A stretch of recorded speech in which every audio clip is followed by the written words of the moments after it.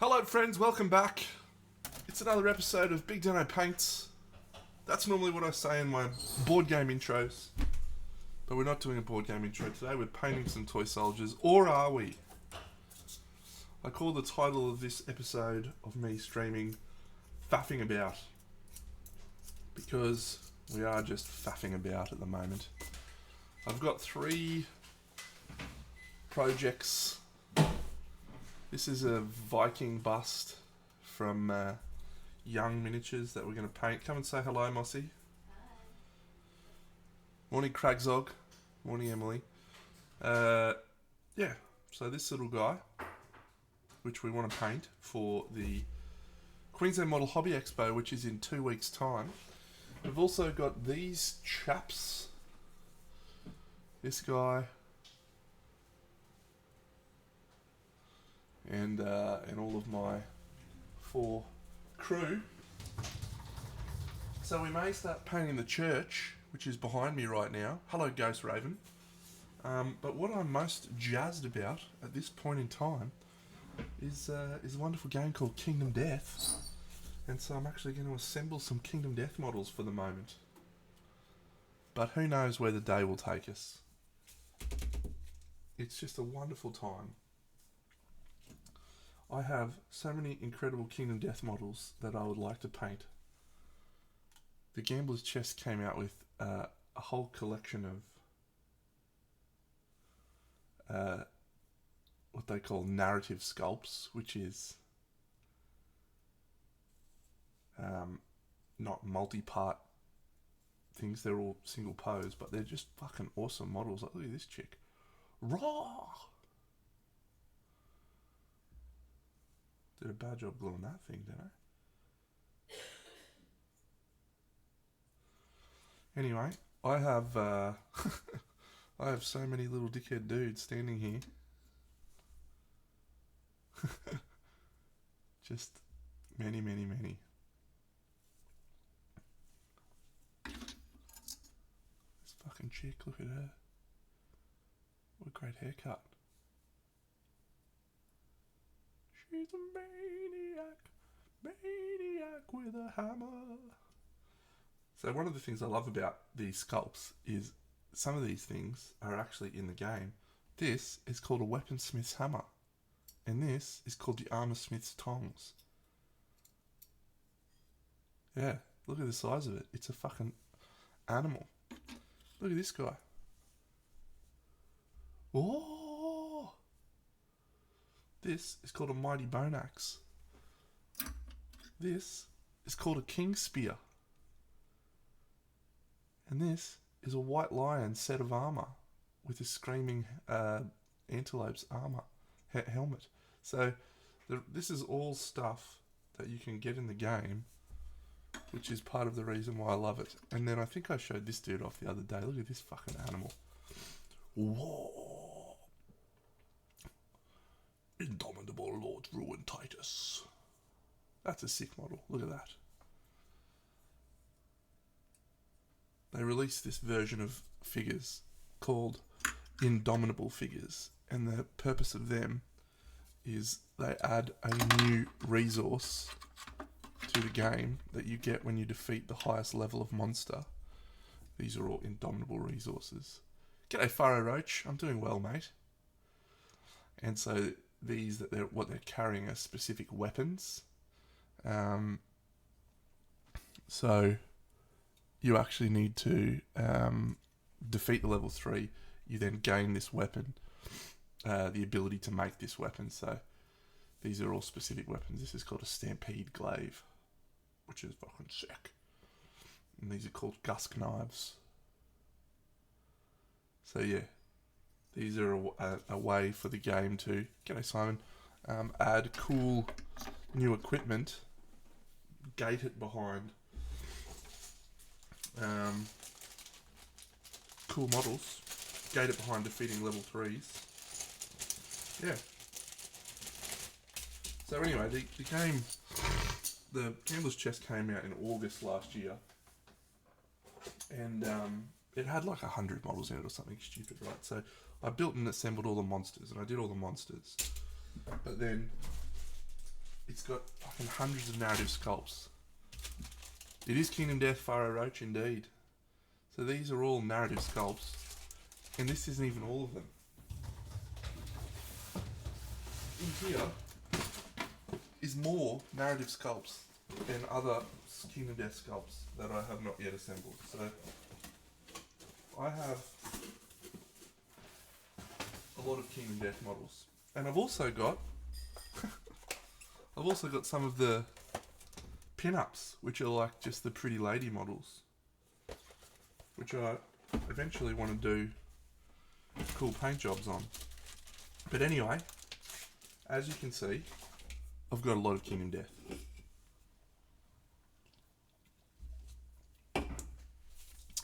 So, over the last couple of weeks, I've been playing a campaign, 2 campaigns, and I thought to myself, you know what, I'd like to get back into having some of these models, because there's so many cool models in here, and I feel like I've spent a lot of money and then I haven't actually done half of the things that my money has been spent on. I've definitely played with all of the actual content, but I'm yet to assemble all the models. And given that I was going to say predominantly a miniature painter, I guess that's probably not accurate these days. I used to be predominantly a miniature painter, and then before that I was predominantly a gamer, and now I probably have a pretty nice balance between the two. I do some cool painting, I do some cool gaming. Good. It's a Gen Con this weekend, so for everyone that's playing along at home, Kingdom Death in the last couple of years has come back to Gen Con. G'day All Might. And this year they released a whole pile of new content that I would like to have, and unfortunately I've not been able to convince anyone to buy them for me, and so I'm quite sad. I'm very well, mate. Yes, excellent. It's a beautiful weekend. It's right in peak time in Brisbane. This is the best time to be alive in Brisbane. It's the middle of winter, so when you walk outside, you don't melt straight away. You actually, you just get to enjoy the temperature. I think it's about 15 to 20 degrees during the day. It's just perfect. Perfect.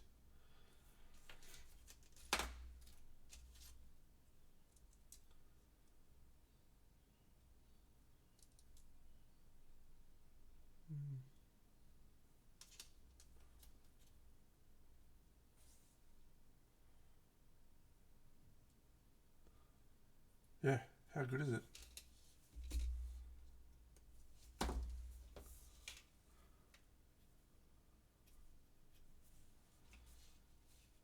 Brisbane is just the greatest at this time of year.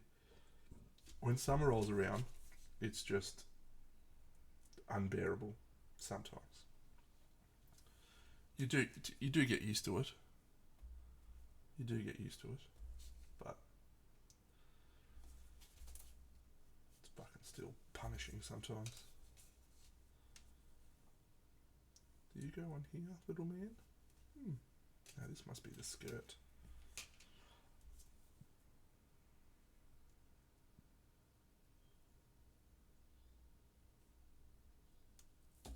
What's the temperature in Seattle, if you know how to speak in degrees Celsius, because I don't actually understand Fahrenheit at all. I think you're in Seattle, aren't you? Not actually sure. I did just send you something, so I should know. Yes, you are in Seattle, that's right.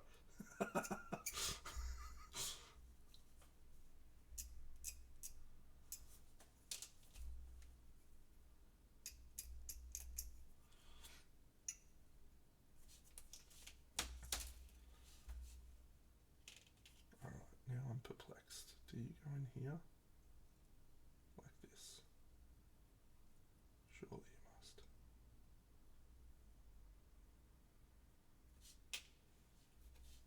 Here. Like this.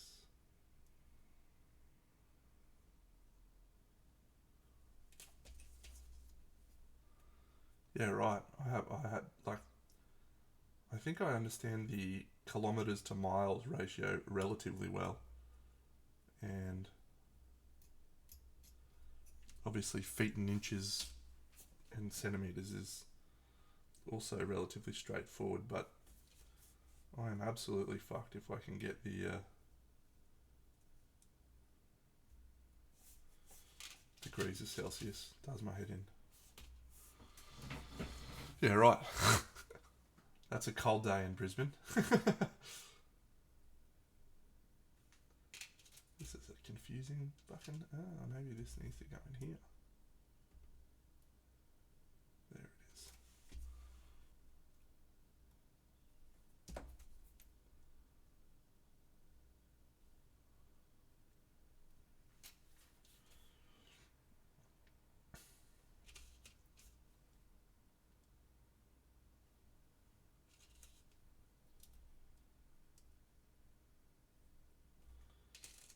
This must be a part from somewhere else. You were merely born in the darkness. I was molded by it.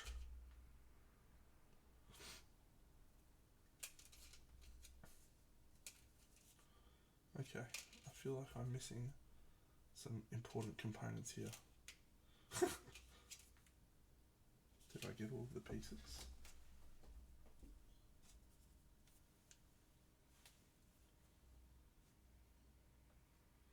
No.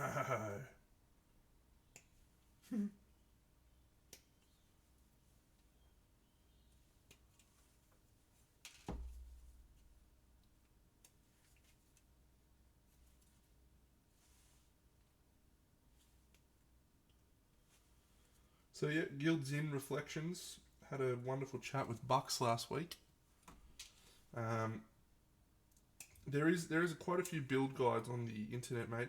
Kingdom Death actually have their own ones, but there's another site called Vibrant Lantern, which you can go to. They're both fine. I haven't really ever needed to use the build guides for a while, with a few exceptions. So some of the really big and elaborate monsters absolutely require the build guides, but most of the little guys you can muck about and figure it out. Yeah, Guilds Inn, wonderful time. We had, here we go. Had a great turnout.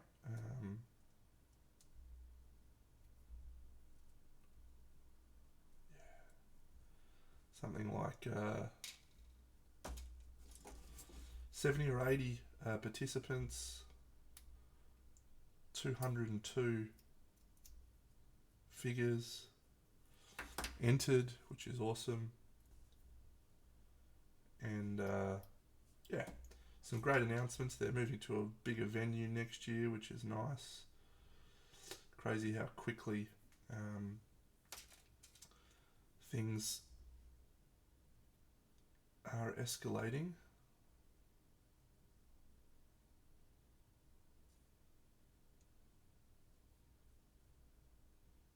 Well, this is fucking confusing. Is this one? Yes, that must be. Yes. Yeah, and it's such a cool time to be a part of the Australian display painting scene. We've just got a really nice vibe.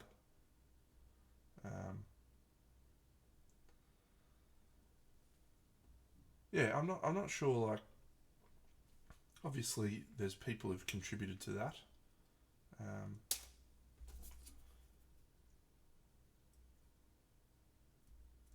In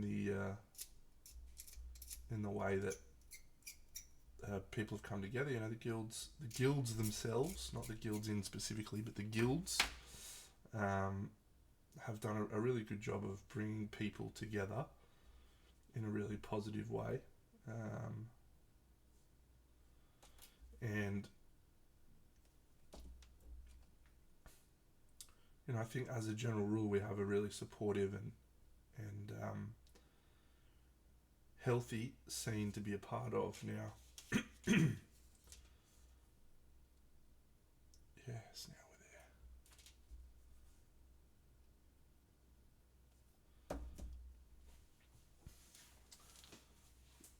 we're there. It's always tough, right? Entering your works into a competition, and I think I've talked about this quite a lot over the last few years. There's absolutely a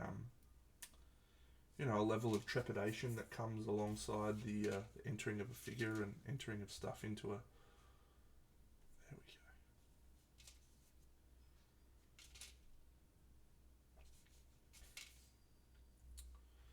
There we go. Competing against others. It's exciting. It's nerve wracking, but honestly, the number one message that I try to stress is that it's not about those results. Results don't matter. It's far more about the experience, the learning. Yeah, more contrast. Great lesson. But I was reflecting on something Bucks and I were talking about the other day, which is that results don't matter. It's something we've said a number of times, but it's easy to say that when you've had a lot of results that are positive. It's easy to feel that way when you've seen success. It's less easy to feel that way when you are absolutely striving to be successful and falling short of where you want to get to. That's a lot harder to be positive. So this armor is awesome. This is called the Count armor.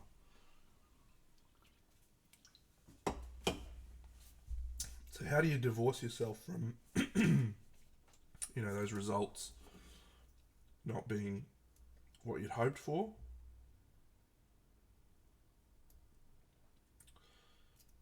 It's tricky.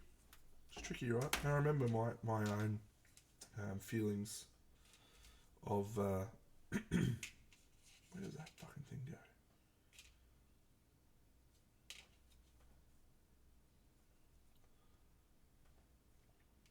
Yeah, I remember my own feelings about wanting to get better quite a lot. Quite a lot. There is that. That's cool. Must be backwards.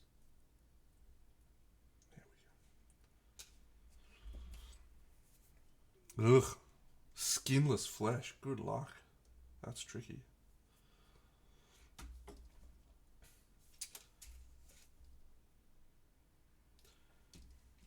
Yeah, I was in the middle of a very deep thought there.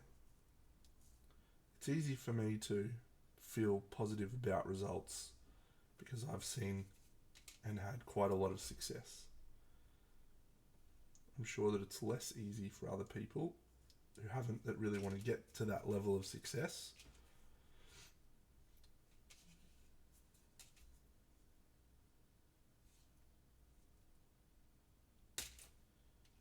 Is there another piece that I've missed in there? Surely not. No.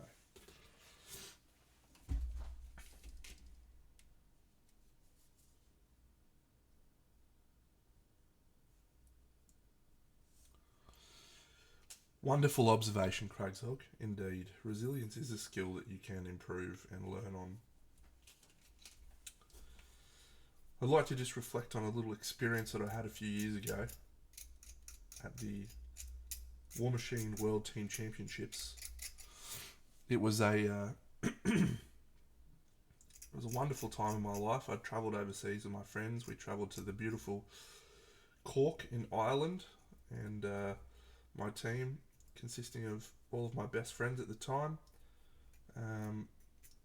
we were one of the favourites to win the event. We had a very strong team, and we cruised through the first few rounds we cruised, and we got to the final. And so it's basically they use this thing called strength of schedule, which determines the final placings, and it depends how hard your draw was, how successful the teams that you played were during the competition to determine final placings. But if you win, if you go, six overall wins, then everything else is irrelevant. You win the whole thing. Congratulations, you are the best. And so my team of superstars, we were on to our final round against a team called Finland. Finland were an incredibly lovely bunch of people, really genuinely lovely people. And that must be it.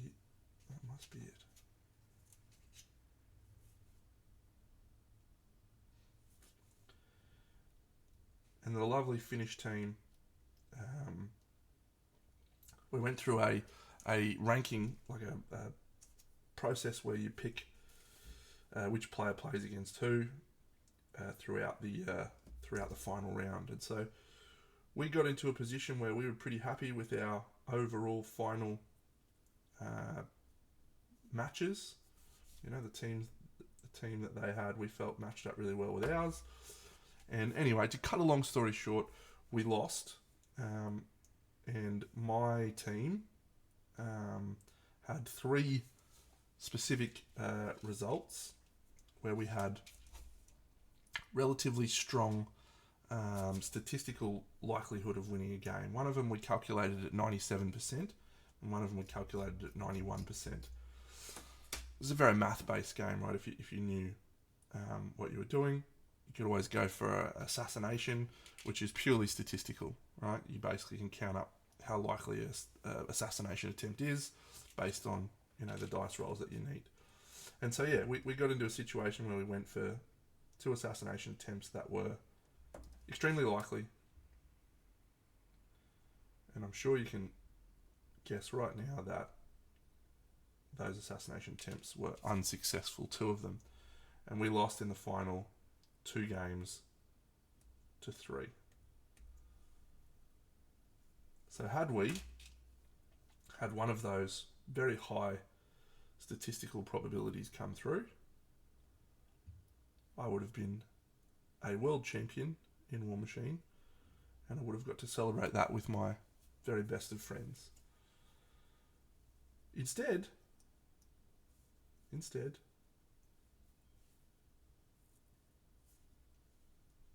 I'm like fucking Charlie and the Chocolate Factory. You get nothing!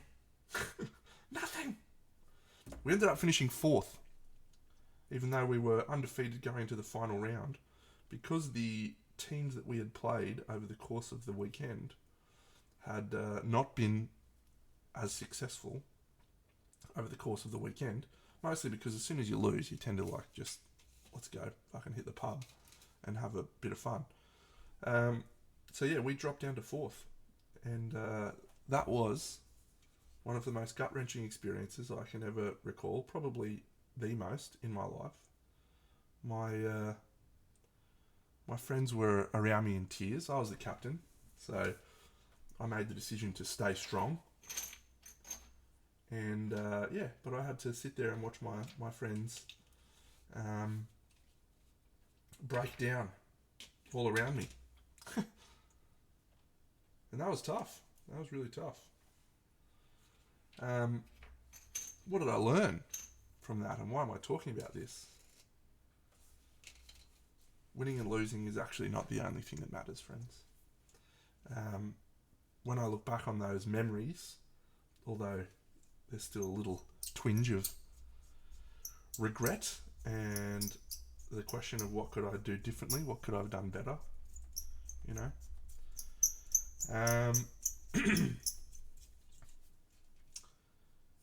the answer is that I look back and I remember the wonderful experiences I had with my friends and the great times we had.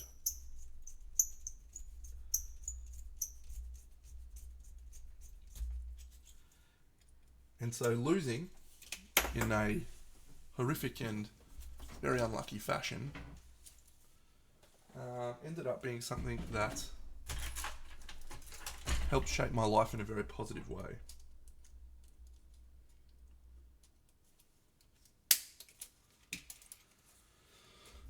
So, had I received no medals on the weekend at the Guilds Inn, I would have been absolutely thrilled to bits to be there, irrespective. Had I received a gold medal and best in show, I would have been absolutely thrilled to be there and had a wonderful experience. That is my lesson to you all. It's okay to not win, because the real victory is the friends we made along the way. I haven't done that far enough over dinner. You spud. You absolute spud.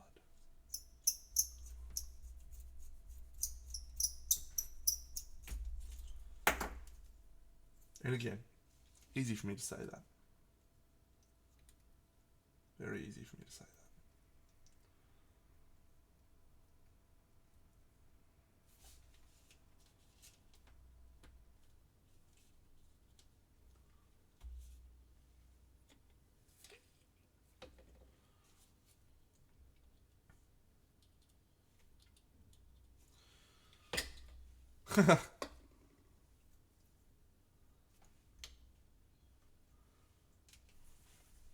That's exactly right. The real victory is seeing Dave's model in hand.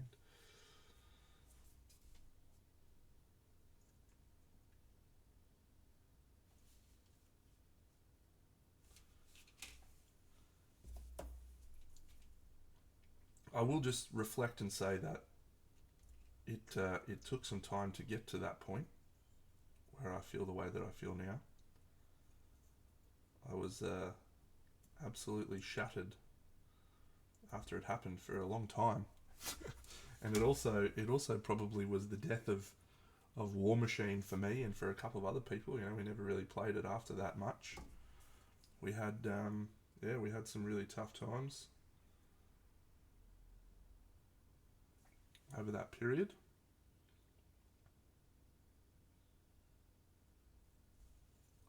What a guy.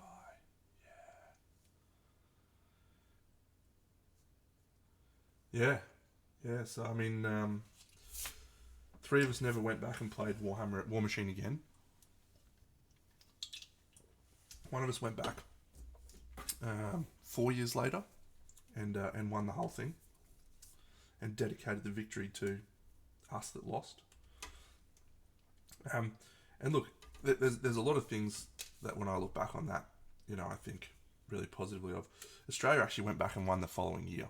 None of us attended, but you know, we were very much pioneers of that scene, and we'd also, we really pushed a very strong culture of, you know, playing hard but fair, and you know, we had quite a positive impact on the scene, we believe, and this was, you know, one of the reasons we were heavy favourites going to the event was our podcast, my podcast, Oz Machine, which was for a period of time there the number one War Machine podcast in the world, very popular, took a very competitive bent on the game. So yeah, there was a lot of things that came out of that were positives. Yeah, I think Australia has since then won that event 2 times, maybe 3 times. We actually had one of our players who travelled with us that first year, but was on a different team. He won the Iron Gauntlet World Team Championships. Sorry, he won the Iron Gauntlet, the World Team Championships, and then he also won War Machine Weekend. He won every single event that you could possibly win. That was a prestigious event. He did the triple in 1 year. It was awesome. So yeah. But again, you don't. It's hard to It's hard to see the forest for the trees sometimes, right?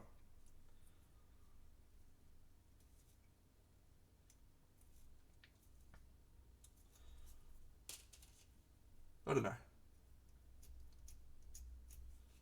I just know when it comes to judging, when it comes to putting yourself out there, it's hard not to feel that that personal.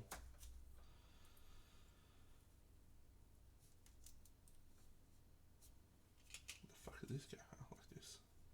It's hard not to feel that level of personal. Oh, sick.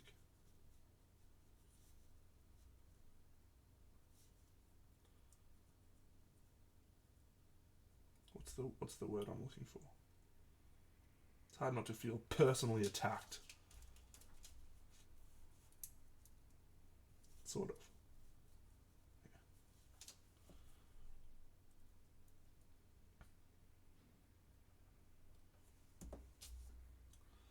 I actually think one of the reasons we haven't really had that level of fallout at Crimson Brush is because we do the judging openly. People get to hear.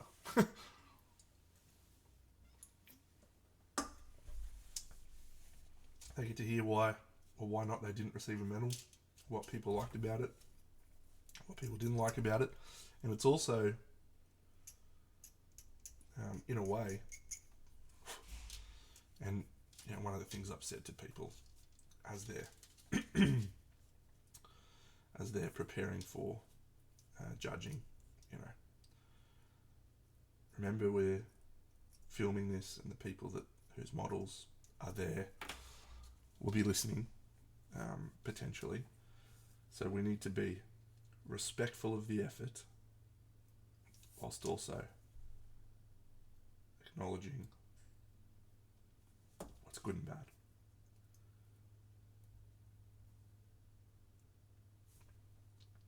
Which is not an easy line to walk sometimes.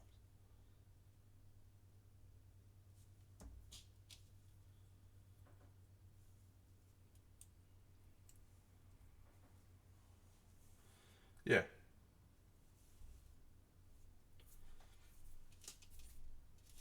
This woman's sick. Marchioness armor, this one's called.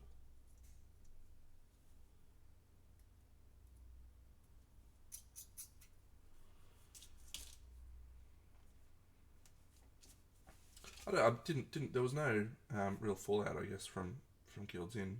To my knowledge, everyone seemed to be quite happy. But I was talking about it this week about how when you're a judge, you're putting yourself out there as just as much as a person is. Bucks obviously had his first judging experience, and he was sort of talking about how it's hard to be a person who wants to be supportive and wants to be positive and proactive, and then have to go into an environment where you're kind of doing the opposite, where you're looking for faults in a way.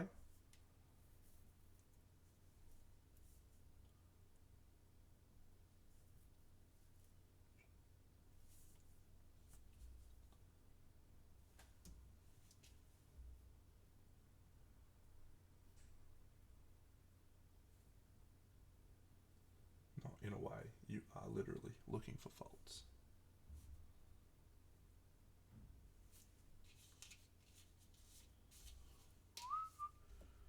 Hola, Kim Powis. Kim Possible. Gotcha. Hola.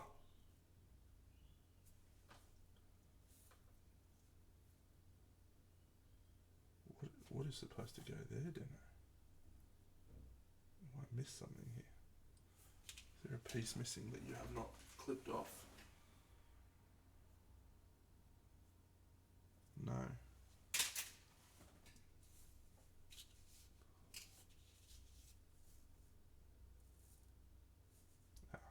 see.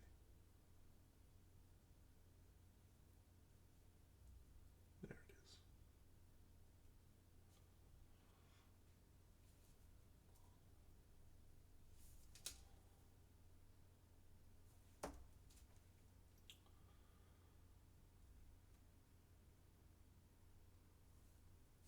Anyway, looking forward to Crimson Brush. It's going to be a big weekend.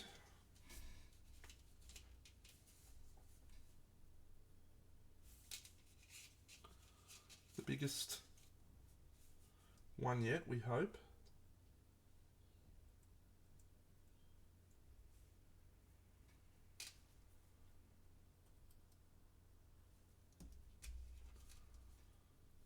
We had very close to 300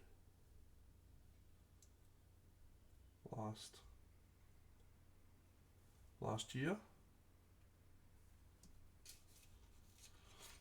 and hopefully we'll crack that this year. But it's fine either way.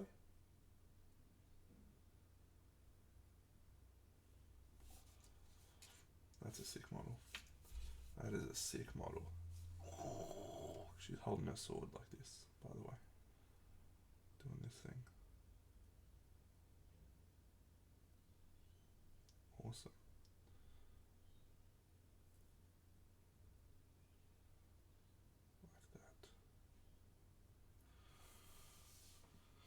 Like that. It is hot. Have you got Vegemite shorts? You're a rad dog, Cragzog. Did you know that? An absolute rad dog. Alright, what do we got here? This is called the Champion of the Goblin, and this one is called the Magma Masochist. Let's do the Champion of the Goblin.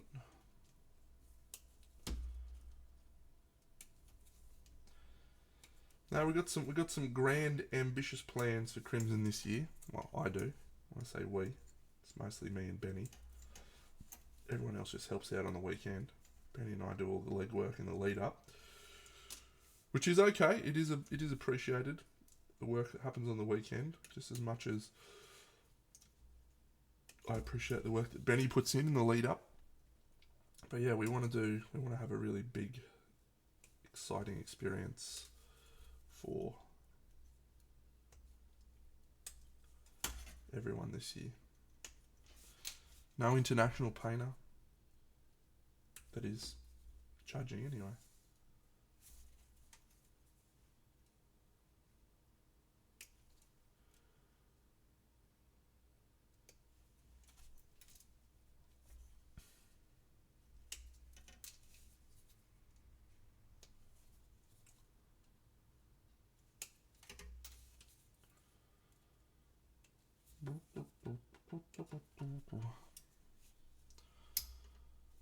Alright, so Queensland Model Hobby Expo, let's talk about it. It is in 2 weeks. It's jumped up very, very quickly. Every year I like to throw my hat in the ring and enter in a whole pile of work. I had, a couple of years ago, I was on a run of winning an award called the Modeler of the Show. I won it 2 years in a row, which is the person who's won the most awards across the event in a minimum of 5 different categories, I think it was. 5 different categories, maybe. So I always like to enter in a different smattering of categories to try and put my hat in the ring for that particular award. And yeah, I won it a couple of years in a row, and then the next year that I went along, I unfortunately did not win that award. I instead won Best in Show. And I was a bit annoyed about that. G'day, Insantium. I'll come back to your question in a moment. G'day, Minimancer. Yes, so that's correct. I was upset that I won Best in Show because I didn't win Modeler of the Show. I was trying to win it 5 years in a row. That was my goal, because there was this dude whose name was Ralph Reese, because they give you a big trophy, and on the trophy, Ralph Reese's his name was on there 4 times. I was like, I want to beat that guy. Completely illogical. So I was going for that 5 years in a row. He won Modeler of the Year 4 years. I was like, I want to beat Ralph Reese. Fuck that guy. I'm coming for you, Ralphie. I didn't, obviously. I failed. But I won Best in Show. So I ended up getting over it pretty quickly. Sort of. Still fuming about it.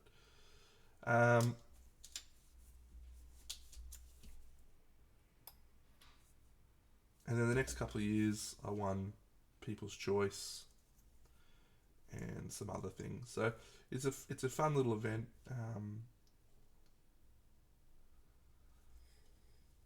It's got a cool vibe because it's not just figure painting. Yeah, it's all sorts of other painting. Insantium, let me respond to your observation there, and I appreciate your comment. I appreciate the feedback. It's very important to me the way that I approach painting, that I enjoy what I do, and so whilst I appreciate the enthusiasm for observing and watching me painting toy soldiers, I just paint when I want to paint, when I feel like painting, and I picked up the brush and wanted to paint that guy the other day. So I don't intentionally obfuscate things that I do from people, but I paint when I feel like painting. So yeah, I'm sure I could probably put my figures, or put my camera on and start recording straight away as soon as I'm going to paint. Unfortunately, I probably can't stream because I do it at some odd times sometimes.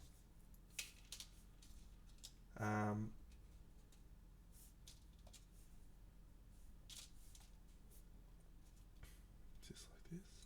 No.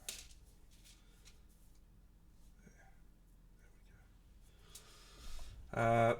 But yeah, I also, and I've sort of talked about it a little bit before. I don't want to feel like this is a job and I have to do this, because it's not a job for me at this point in time. It's just fun. So by continuing to just paint when I feel like it and streaming regularly when I want to, and also not feeling any pressure or concern at all for not streaming.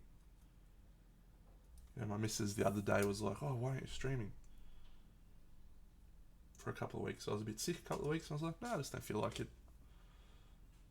I don't feel any concern about that decision at all. Yes.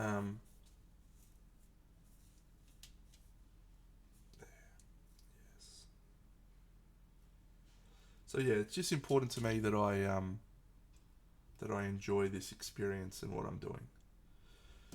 So, having said all that, I take your point,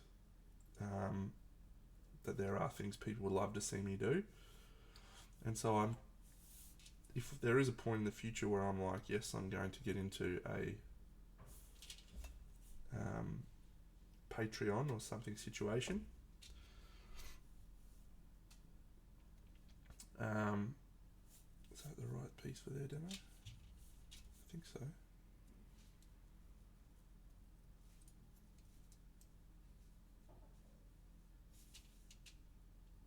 Maybe not.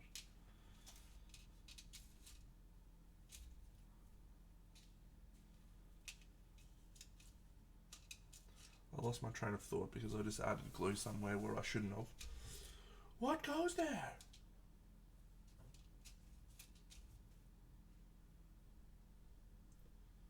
That's his face.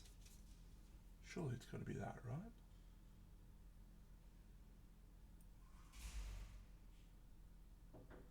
Yeah. Yes.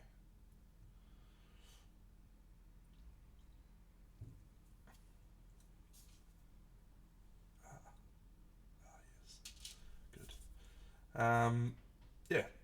There is going to be a point in the future where I'd like to potentially do a Patreon and do some videos and actually do tutorials and what have you. And so I don't really want to put people off from enjoying my content just in case that happens in the future. And that moment is probably a little closer than I would like it to be. Yeah, my job is getting close to wrapping up now. Probably only got another month or two before I am done. So yeah, just trying to evaluate now. This is a fucking sick model too. Man, these models are awesome. Yeah, just trying to evaluate if the right choice for me is to try and do this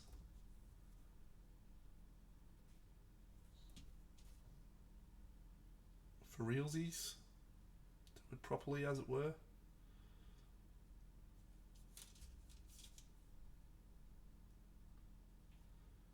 It's tricky. Tricky. Oh, how to rock around all night till night. It's tricky.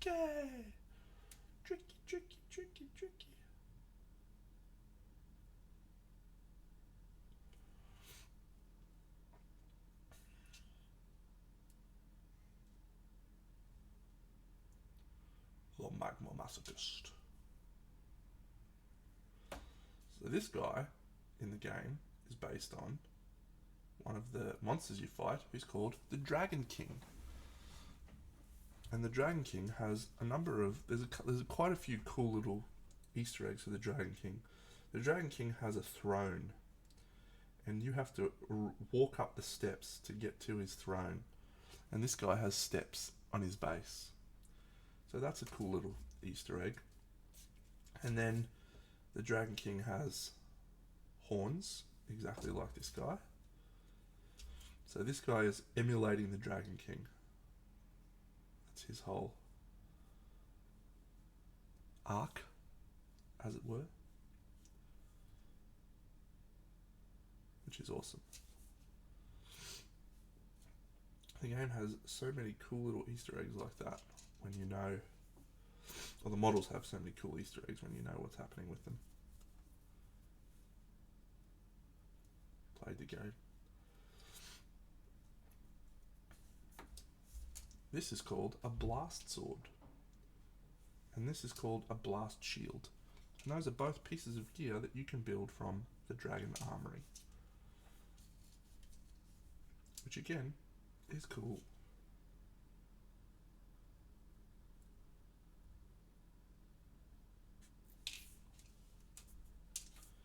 Where do these little bits go?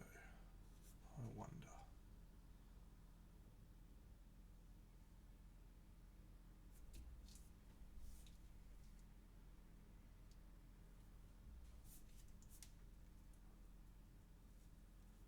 That is his lantern. Oh, Insantium, great question actually. So, Mossy and I were down in Sydney for the Guild's Inn, and we watched some of the opening ceremony highlights and stuff, and I was saying to myself, yeah, I'd really like to watch some of the Olympics this year. This run, as it were. And how much of the Olympics have we watched, Mossy? 0. It's weird. We've watched none. I'd like to, but I don't know. Life's just busy.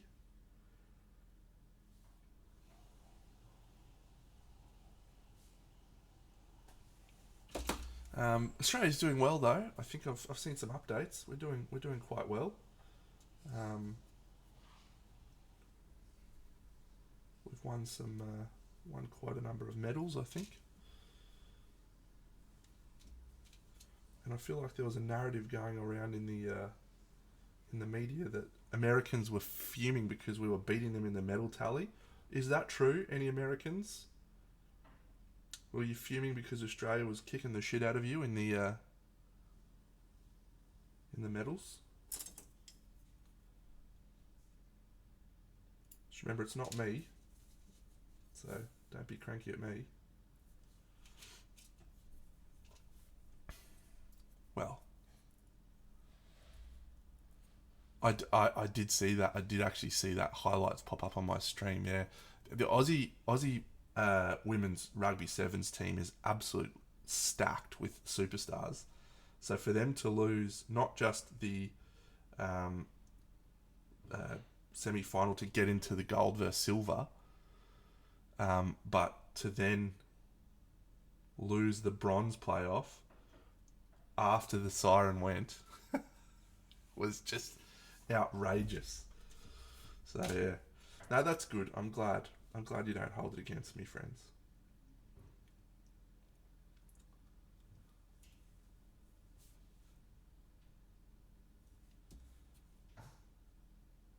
It's yeah. I think the Australia always gets very excited because all the swimming stuff goes early on, and we have a very strong swimming team, swimming culture. Ooh.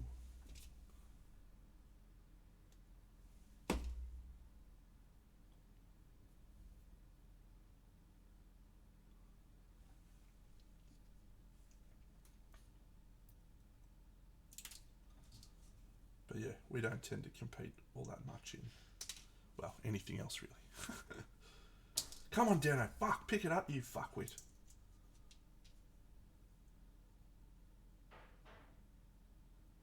Okay, I fucked up. Yeah, I think our basketball team was doing okay. They're also one that's probably gonna factor into the medals. This guy's awesome. Look at him. Whoa. Okay. How do these little Bobby Dazzlers go on? Is it spikes up? Do we think spikes up, Dano?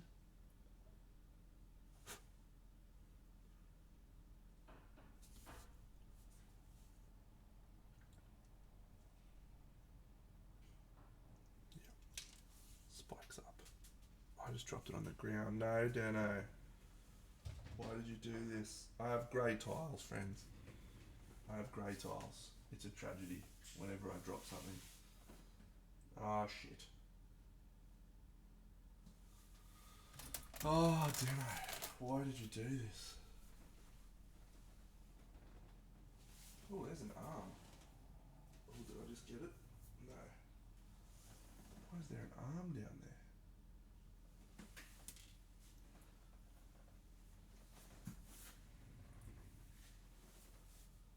Does anyone else do this?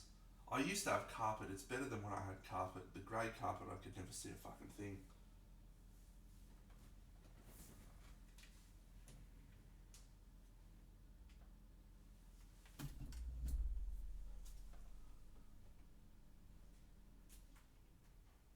Oh, Mossy, I dropped something on the ground. Oh, I think I see it. Yeah. Go under the table. Ha ha ha! Yes. Come and say hello, Mossy. No, I've said hello. You come and say hello. How did I lose it? I just had it. There it is. No. Fucking hell, Dano. What a shit show you are. There we go. I got it. Whew. Great times.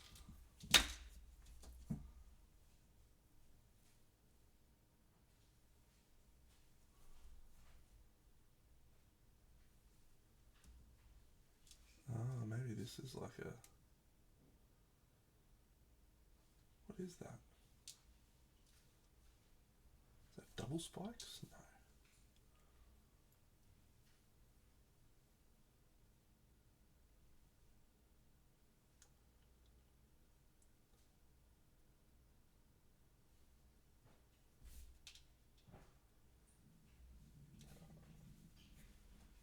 Must go there.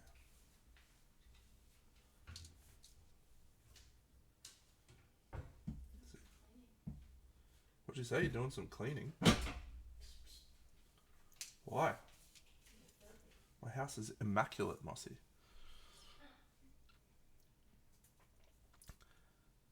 That is a great fact. I love badminton. That's a genuine statement too. actually just love it when I just love people being excited about something. I had an interview a few years ago for a role, and the person who I was being interviewed by was like, "What are you passionate about?" And I said, "I'm passionate about my work and the workforce." It's like, "Whatever, dickhead. What are you actually passionate about?" I said, "Oh, I have my little toy soldiers," and in the end, the reason I was successful in the job, gaining the job,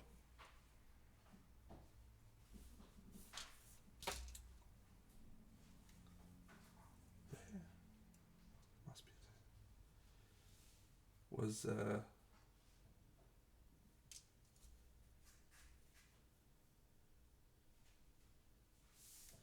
because I talked about something with passion. It's like, I don't really care about what it is you're passionate about. I just want to see that you're passionate about something. That's actually stuck with me since that moment, because it's actually true. When you see someone just genuinely enthusiastic about whatever it is, that's awesome. So yeah, I don't care if someone loves badminton. I don't care if someone loves painting toy soldiers. Just love something, right? Just get amongst it with something. That can go later. That has to go in there. What's this one? Has this one got spiky bit?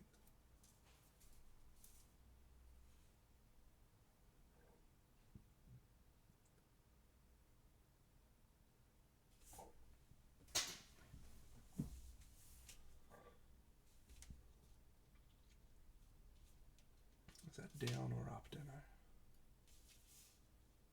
Can't be up.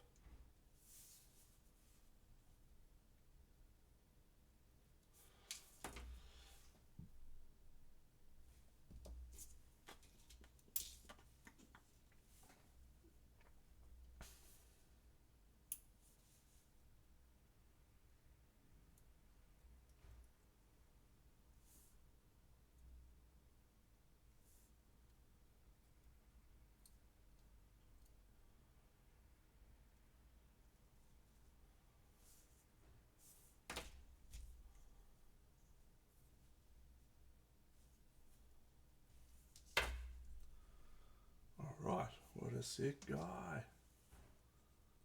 Man, some awesome guys.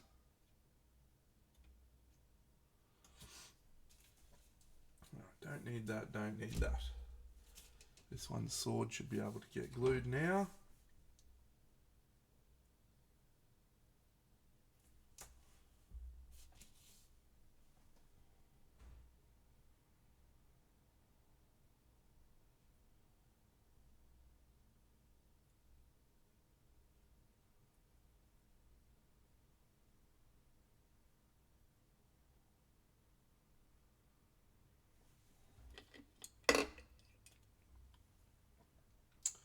I haven't heard anything about the new tabletop game. No, that's one thing that I have definitely dropped off on in the last few years is tabletop gaming.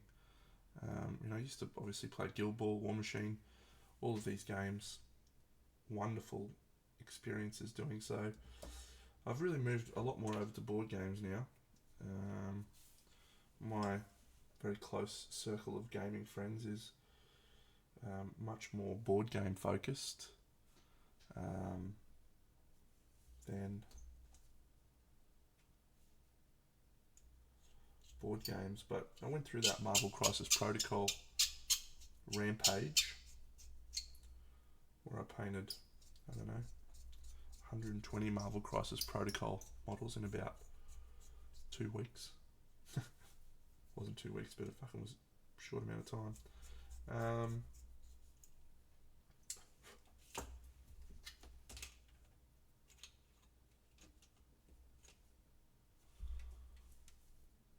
Yeah, I don't really follow miniature games.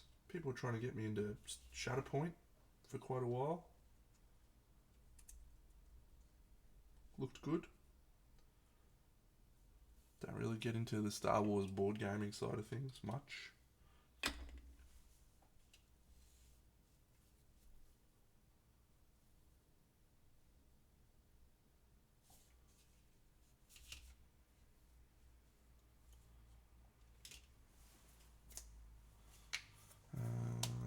This thing.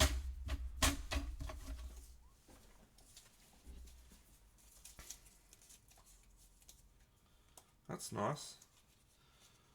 Oh, was it? The Bucks was going on about some game the other day, some board game the other day, or miniatures game the other day, which is like based on. There's just so many good things out there at the moment. It's hard to keep track of them all.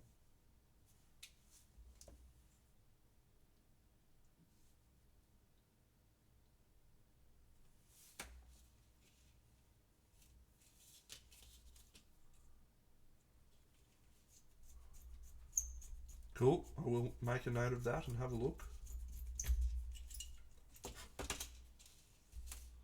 I can say that it's very unlikely.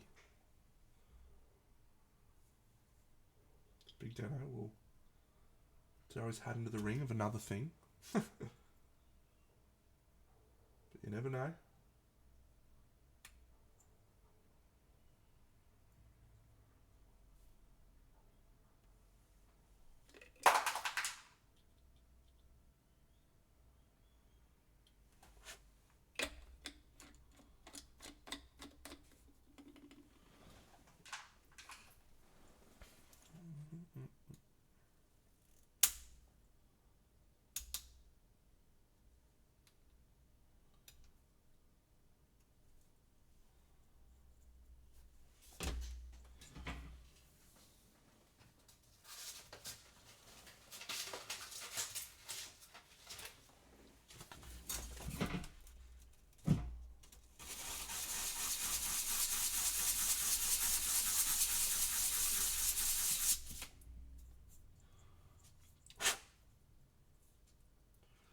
That's a cool figure.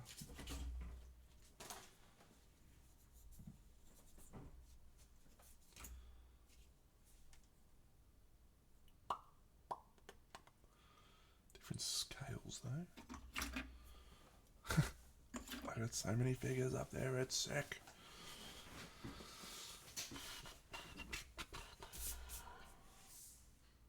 Alright, so that dude's sword we can do once that glue has dried. Where's my romantic adventurer gone? Where are you, buddy? Look at this guy. This guy's sick. He's in the Earl armor. Look at that. That's a sick model. Look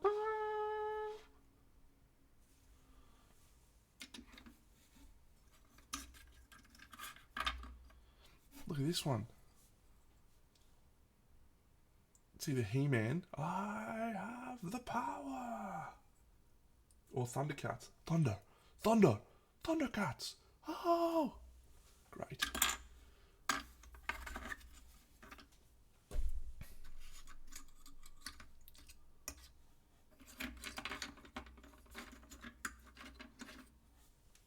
There he is.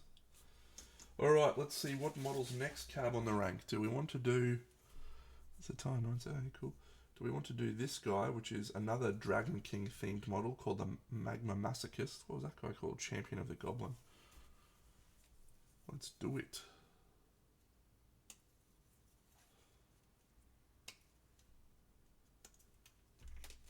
I'd just like to have all of my Kingdom Death models assembled. I'd like to feel like I've gotten value out of all my models. And I was thinking I'll do this. There was two things I was thinking about. The first was I want to do a thing in future where if I have a character that is standing out as being one of the all-time champions of my settlement, that I want to have them be represented by a specific figure.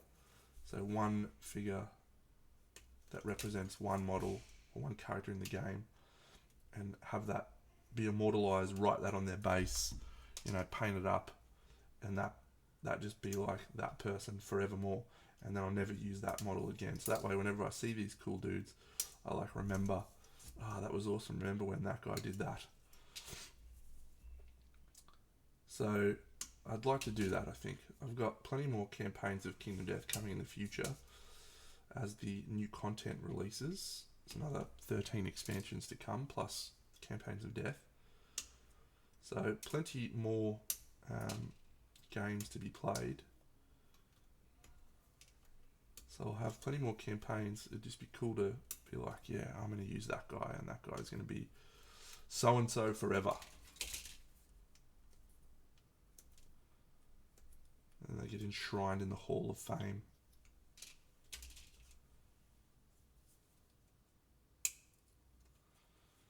But the other thing I was thinking of doing was, there's quite a few variant modes of Kingdom Death that are listed in the back of the rule books. One of those variant modes is called Seven Swordsmen, and it's based on the movie Seven Samurai, or the Magnificent Seven, whichever way you want to look at it. G'day, Sean.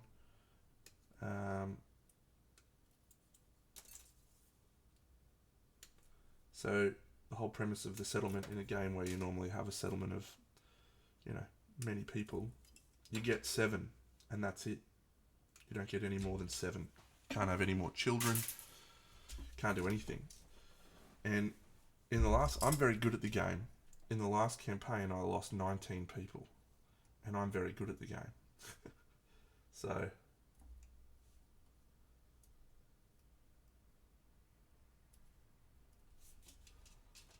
there is a skill cap in that, which would be very, very fun to try and push the limits of.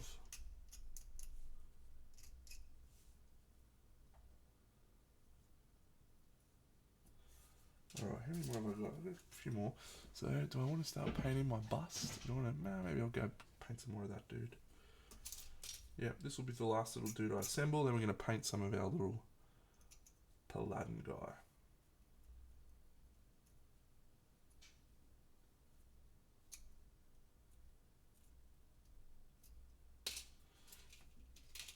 What was the verdict on Wolverine and Deadpool, friends? Was it good? Haven't seen it.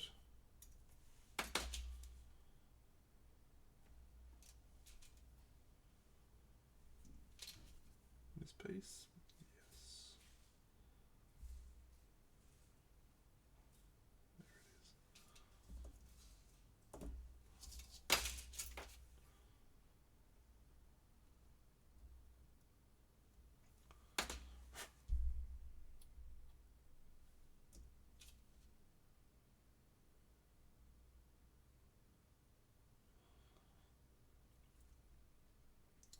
You don't really want to mess with me tonight. Give me the moment. It's just you and your hand tonight.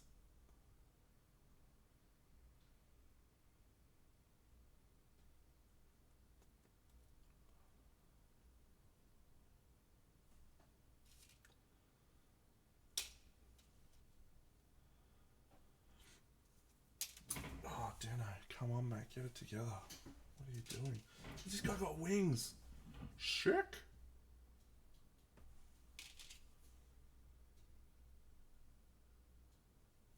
Is that from the front? From the side. Alright, so nothing there.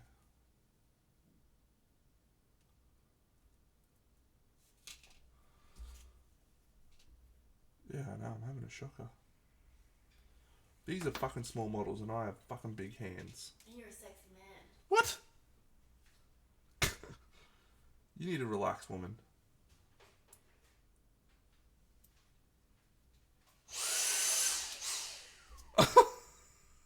You good?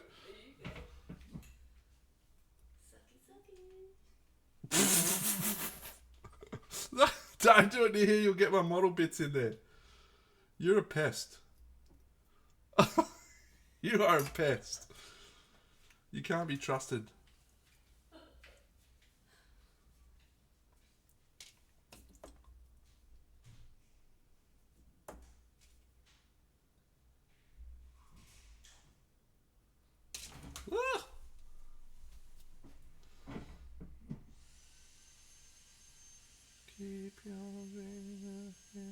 Monday. It's just you and your hand tonight. What's this guy got in his head? Is this your hair? Sick.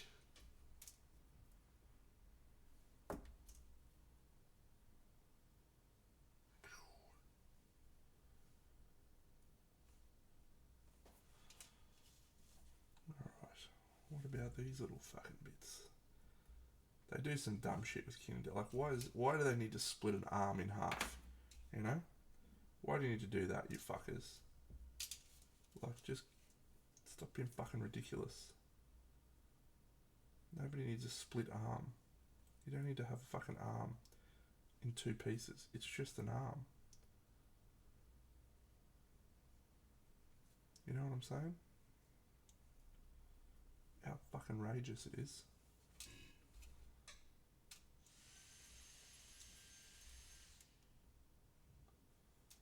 It's got to be that piece. Alright, what about this, Bobby? Sean, these are from the wonderful game Kingdom Death, my friend, and oh, that must be like that. Yeah. And these little figures are just some that I got quite a little while ago that have been sitting in my cabinet, taking up space, sitting in my cupboard. So I'm assembling them so I can put them in my cabinet so that I can paint them whenever I feel like getting around to painting them.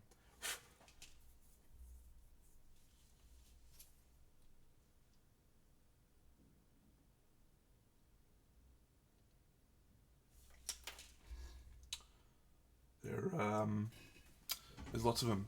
When I do D&D, man, we played digitally actually for a while, which was a lot of fun. But then we did a campaign with my friend Darren on my Tuesday night gaming group, which is awesome. And we played with physical models, and it was great. And my character, his name was Brutus Wainwright. He was a monk / rogue because he was Batman. I made a character that was Batman, and but it was like the Abed from Community version of Batman, where I would say stuff like, "Where is she?"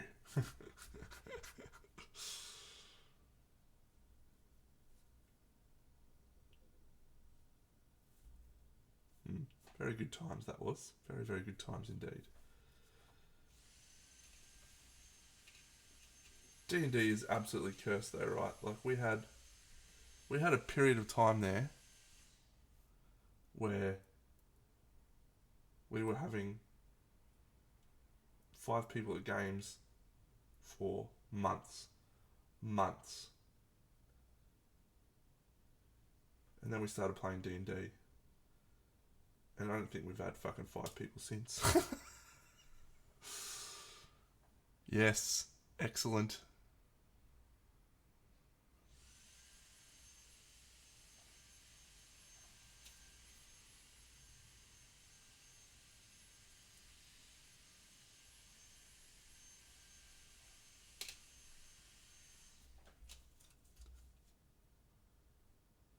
Work Brillis, what a champion.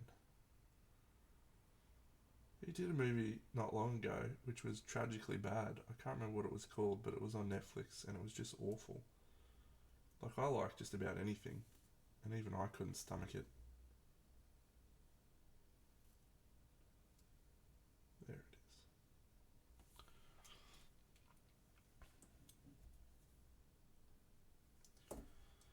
is. I'll be honest, friends. As I've said many times in here, I'm not much of a computer gamer, right? And I'm okay with it. There's only a few games that I've actually played, really, with any amount of time or to completion. And there's some dumb ones like Super Mario Brothers 3, Super Mario on the Wii, Baldur's Gate 2 Dark Alliance is on the list of games that I have played and completed.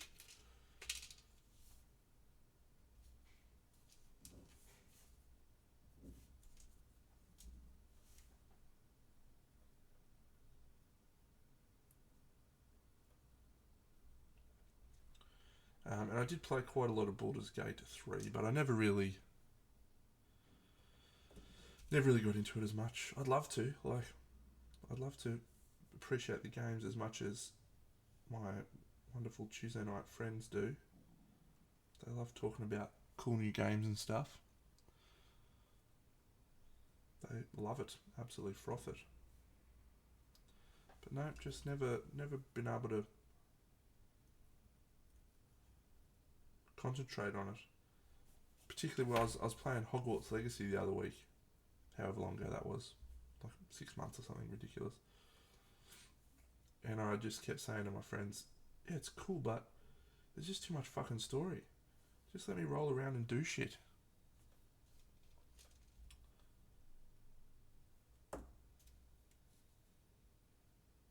Let me go fight someone.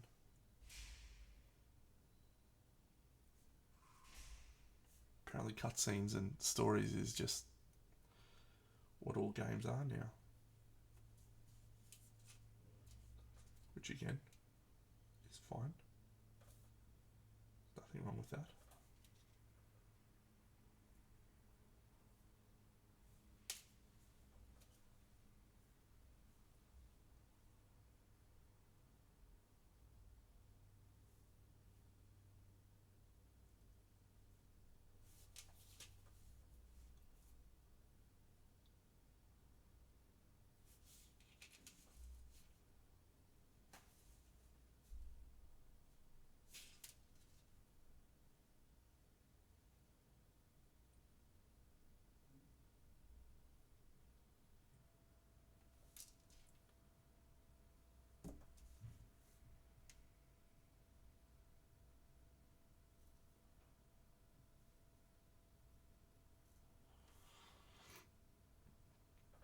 What's yeah,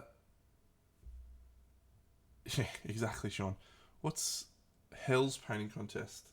And who is Karlak? And share some pictures, mate.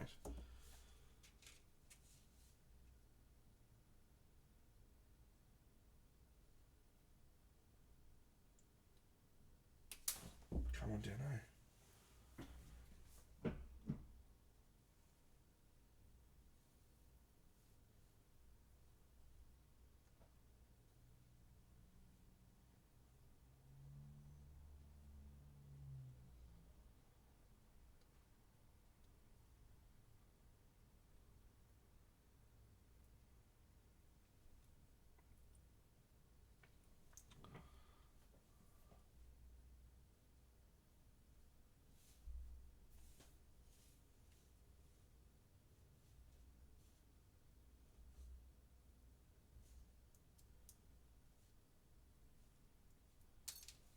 Come on, Dano.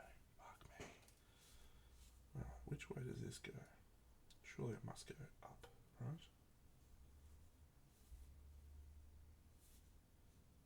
Must be like that.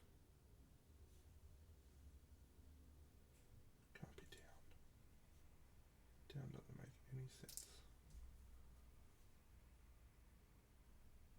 Ah, cool.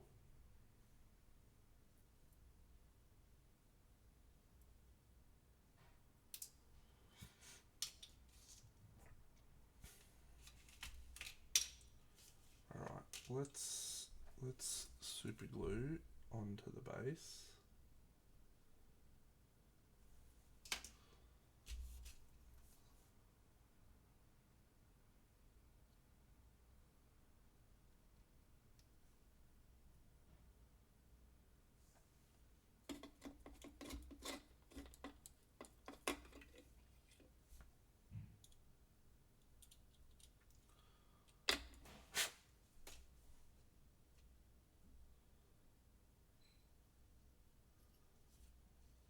Interesting. Pose.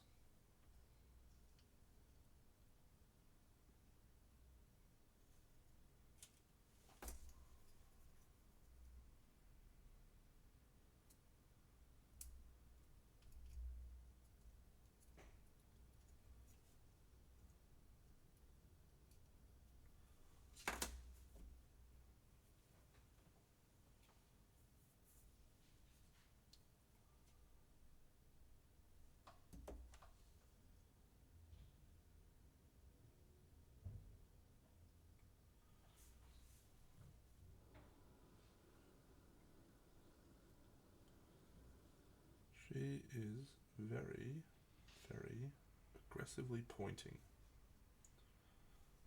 Don't really like the pose of this that much.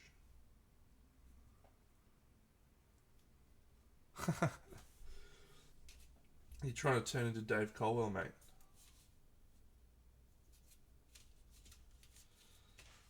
What's up, champions? Hello, you absolute legends.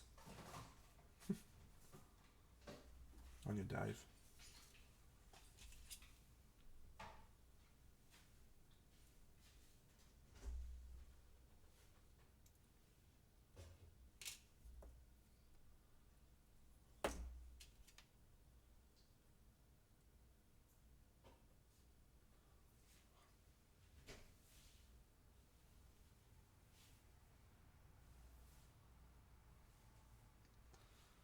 You gonna come and say hello, you pest?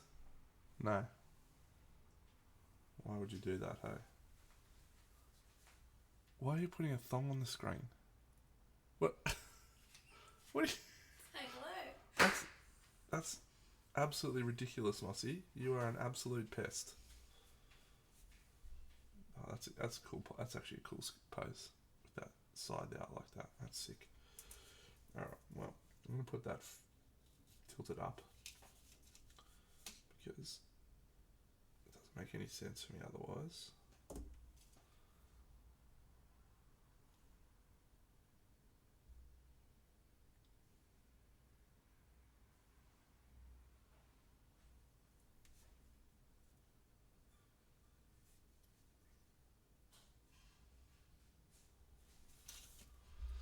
I do read. Haven't read a lot in the last, probably 6 to 12 months. But yeah, Wheel of Time's my number one. I have a tattoo of the Wheel of Time on my chest, just there.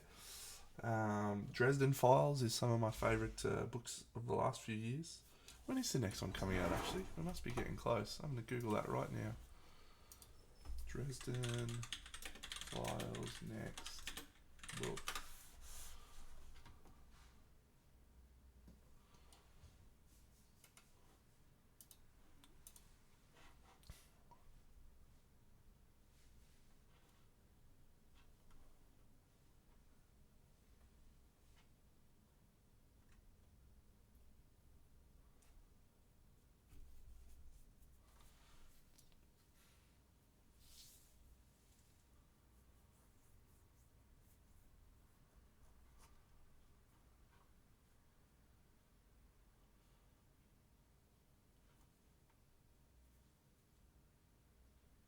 %68 finished on the latest book.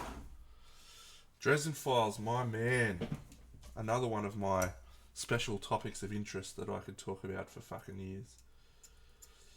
Dresden Files is set in modern day Chicago, and it's about a private investigator who also happens to be a wizard.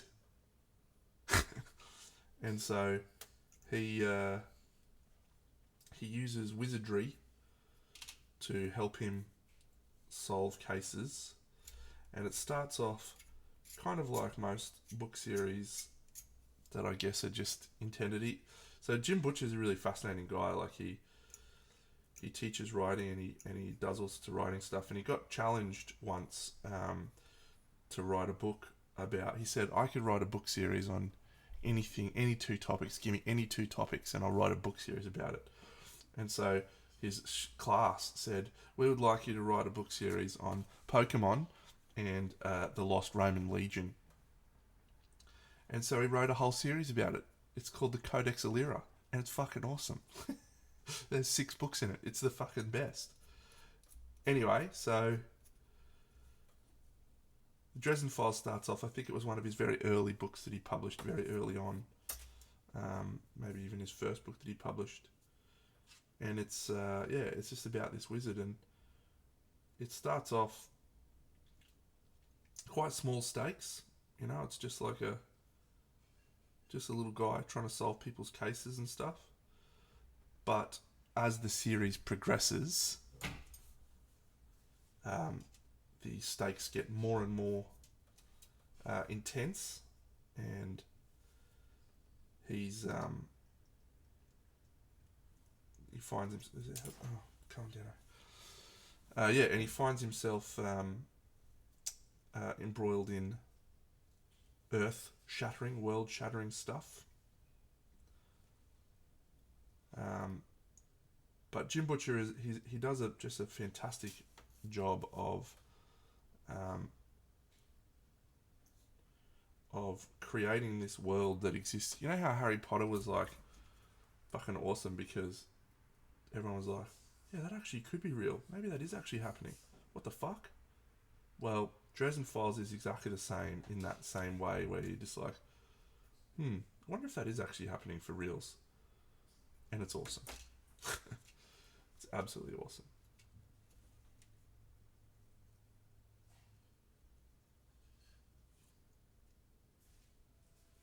I don't know where these fucking things go. That's where that goes though. So yeah, the first book is it's called Stormfront. It's about Harry investigating some murder. So he contracts for the police, for the Chicago Police Department. They have a special investigations thing. And so yeah, he gets called in to investigate this murder that's happening. And it's a wild ride.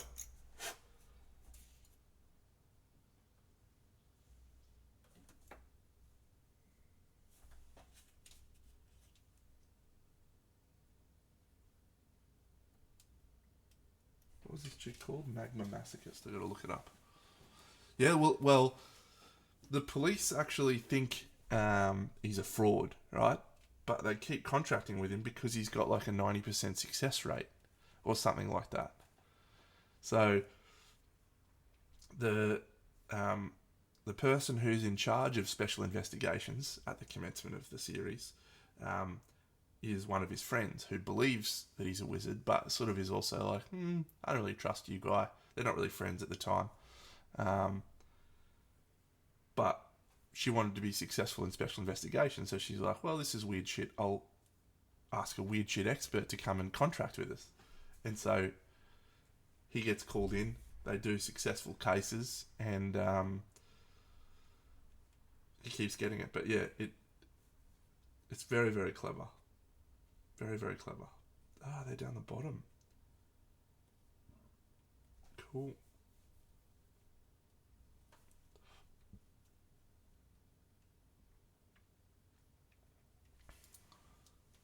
Yeah, and that's one of the other things that's like quite clever about the world. It's got a very basic premise, which is that so wizards in general fuck up magic. Magic doesn't operate well around wizards because how was it again? So old technology tends to work okay.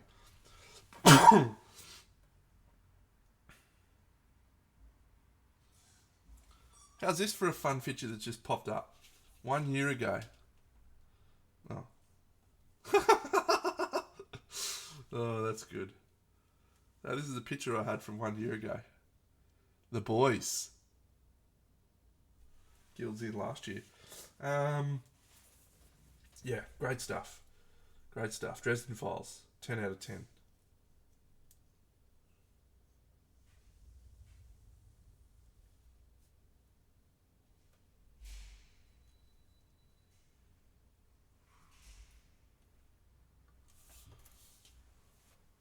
Yeah, that's true. I forget what this looks like.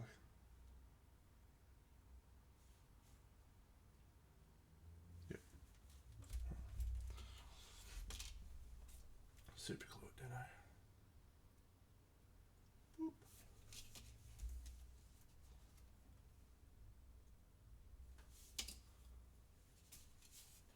Yeah, I'd say 50 is a fair estimate.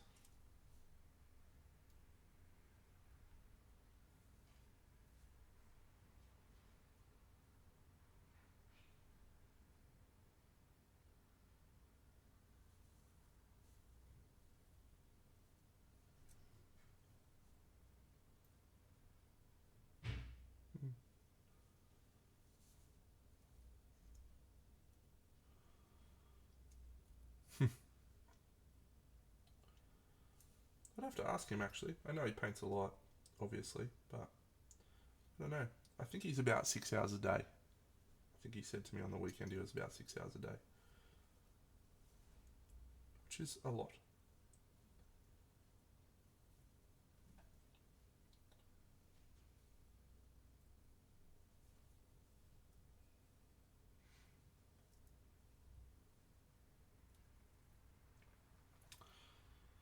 Even at my peak, I was probably only 3 hours a day, most days, but I did it most days. And that's the real key.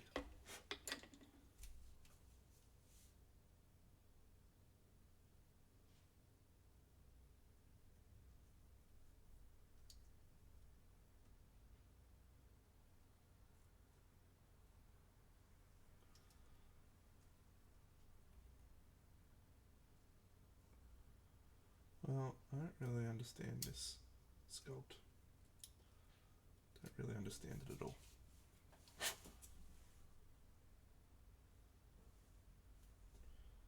So, I'm just going to do a best guess. Like so.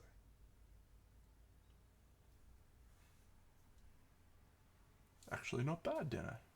What a bloke. What a top bloke.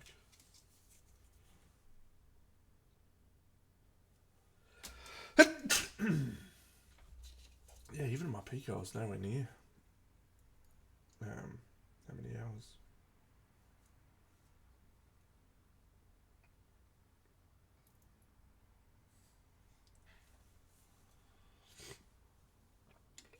Alright, it's a cool pose, but it's a little bit too out there for me.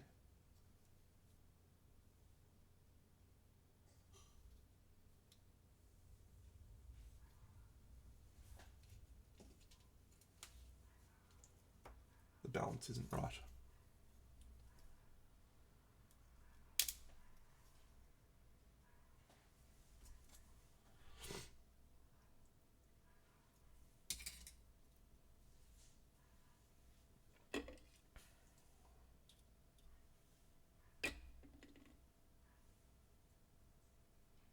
That's better.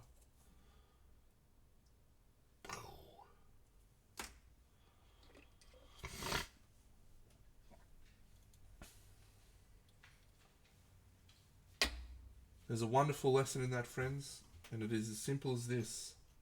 If you want to get good, you have to do things. Swinson is an animal. I love the guy. In contention for best painter in the world right now.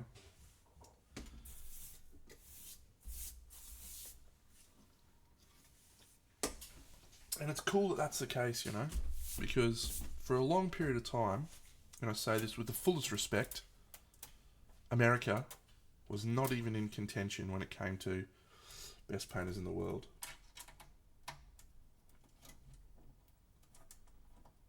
I never even got a look in until Eric Swinson came along.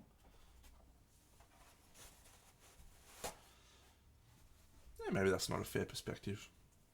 Americans didn't compete a lot overseas.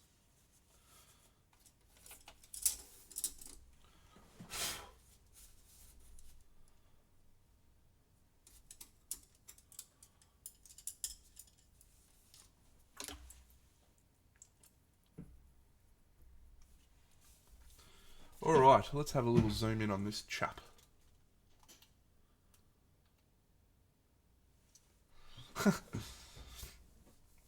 Yeah, he's a jet. And he's a nice man too, like we don't rave about that enough. I think we talk about how good painters are, but then we don't talk about how good as human beings they are.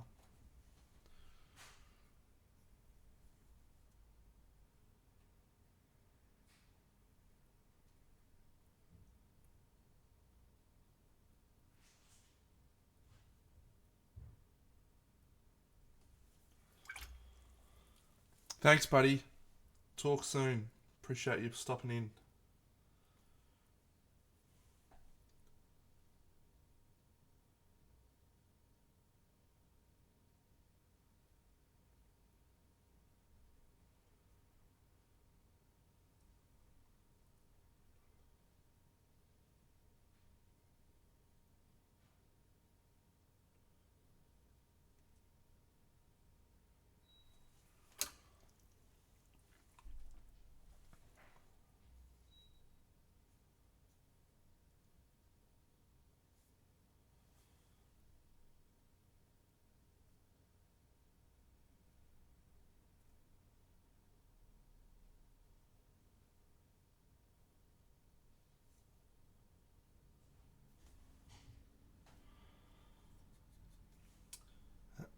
So if we reflect on this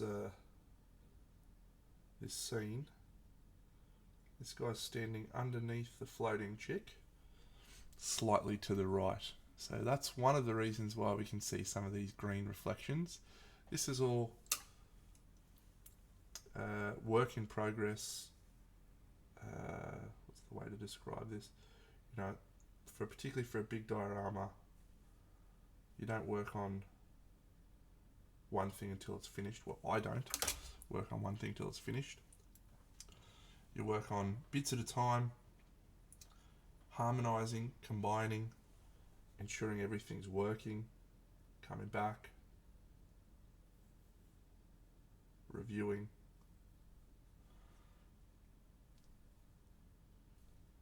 Etc.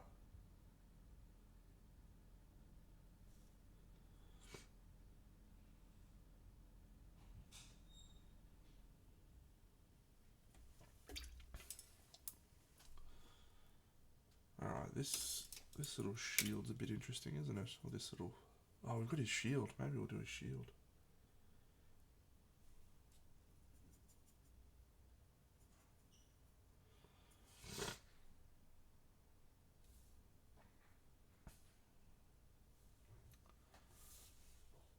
Which one, mate? There's been a few. Earthborn Rangers was the one I was frothing for a while. I did indeed get my hands on it. And I played a full campaign, and it was glorious. I filmed it, actually, and posted it on the internet. I played a very cool character. Very cool. He was like a wizard. He's called a shaper. And he focused on manipulating monsters. And he had a cool spell called Sky Whip, which he would whip monsters out of the sky with magical energy. It was excellent. Yeah, I've got the other new stuff coming as well. It was a fun time. I was just impatient as all hell. Couldn't wait. Heading off, Moss. Going to the library. Look at you go. I'll be there right on 10 o'clock. You legend.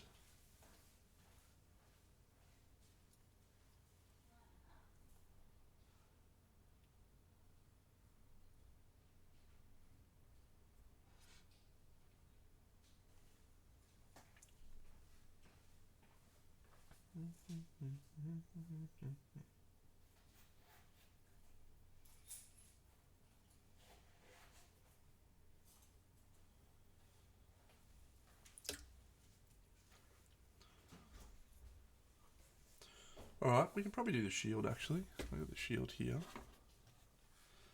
So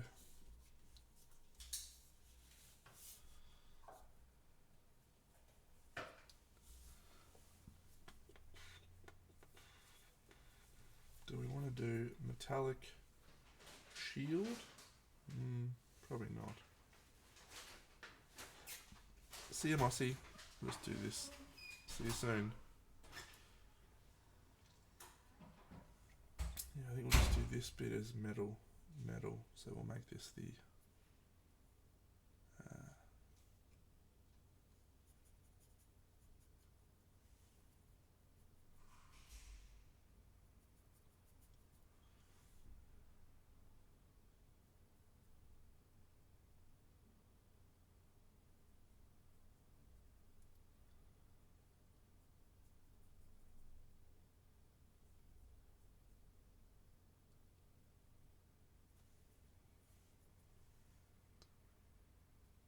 Chronicles of Arvel. Never heard of it. I played a game yesterday with Mossy called Tapestry, and she really liked it. We're going to play again today. So that's a win. Finally got her onto something.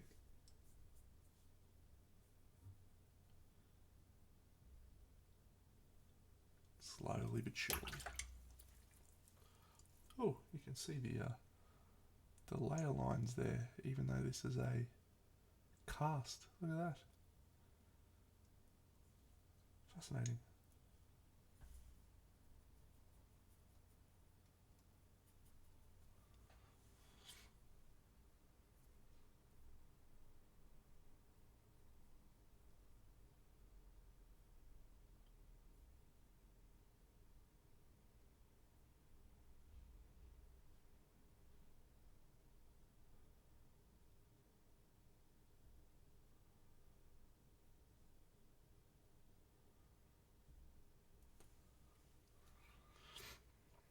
Yeah, can't do much about that.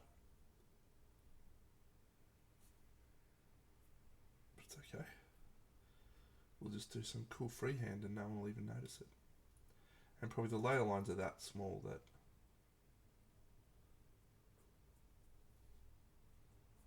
they'll be gone before. Like with a couple of layers of paint, they'll be gone.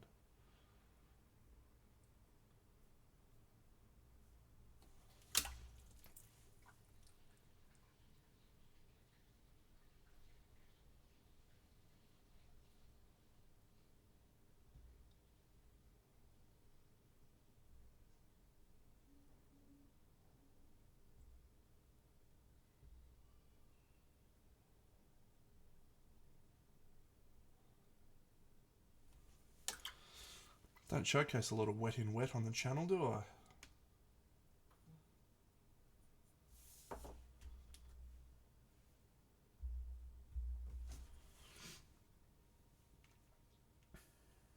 Just got a dude picking up a board game that I sold.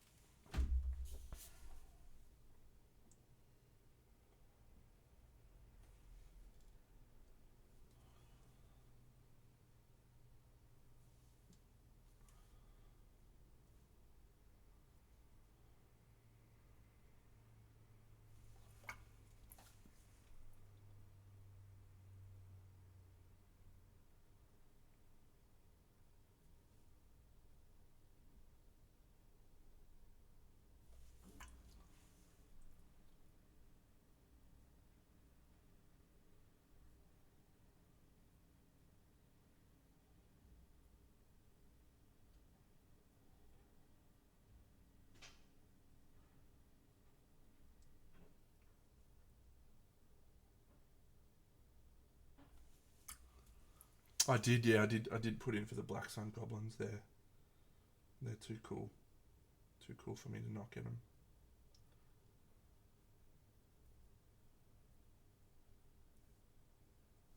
Did you go for them?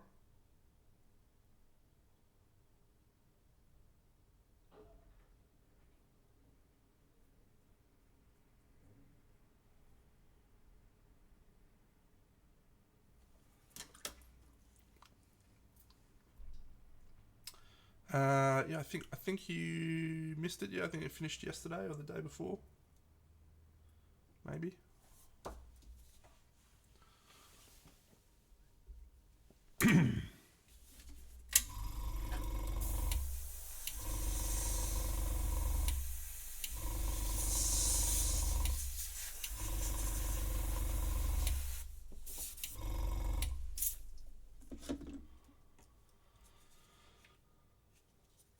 You'll have another opportunity, my friend. Bum, bum, bum. When it comes around.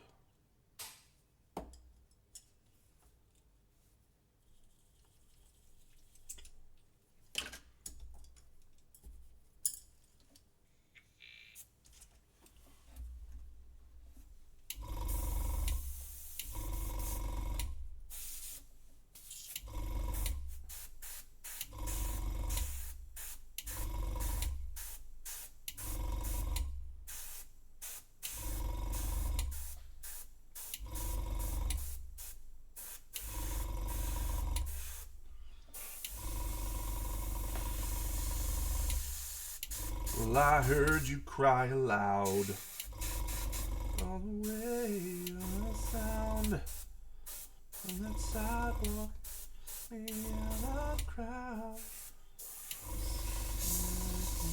around feeling sorry for yourself. So don't do what you like and dry your white eyes on that side, me out of the crowd.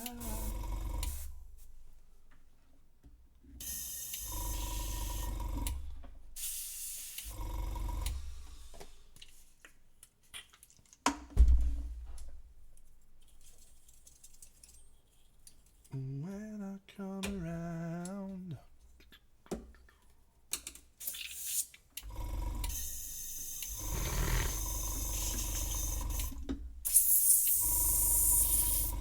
alright, let's paint a little symbol, shall we? Let's do it in black because I have black right here. Let's do the Teutonic cross is always my go-to, isn't it, Dano? Do we care? It's got very religious overtones. Let's do it. Let's do it.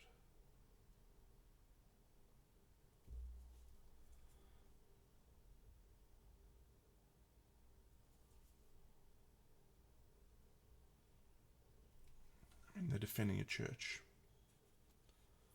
Crying out loud.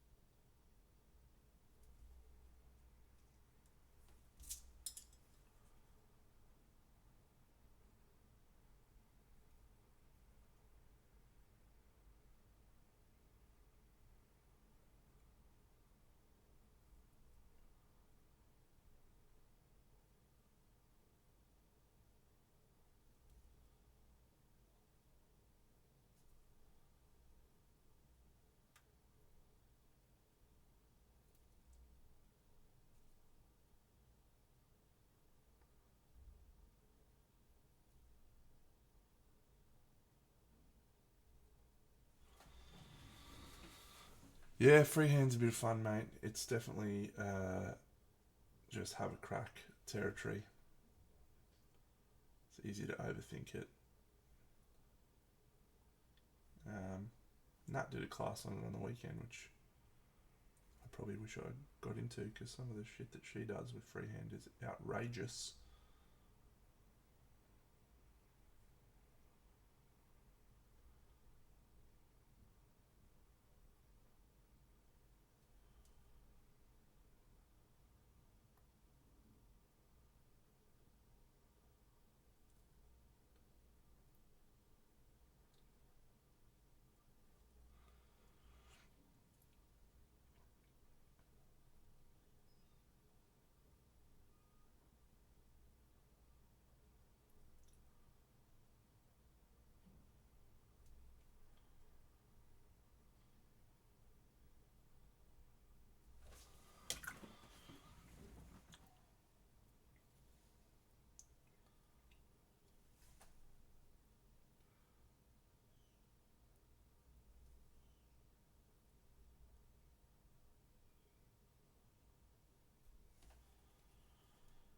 I guess my only piece of advice for freehand, which please take with a grain of salt. I did a video on it actually. um, back and forth, back and forth. It's okay to not quite get it right the first time. You just get to go back and forth as many times as you need.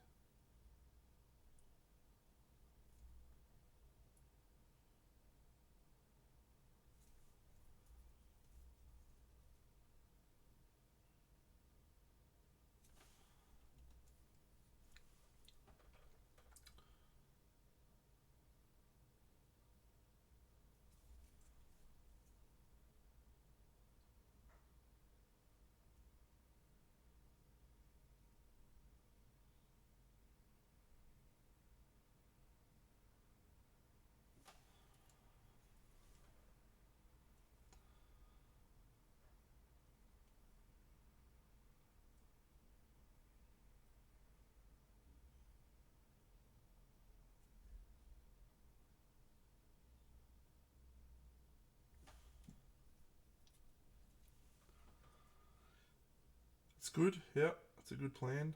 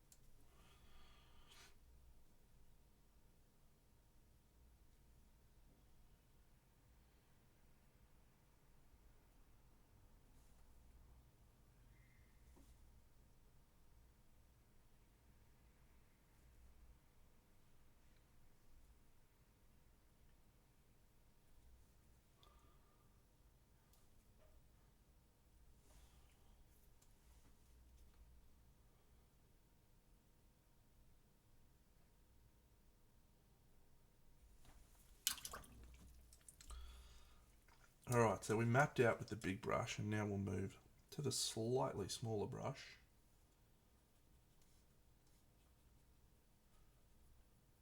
And do some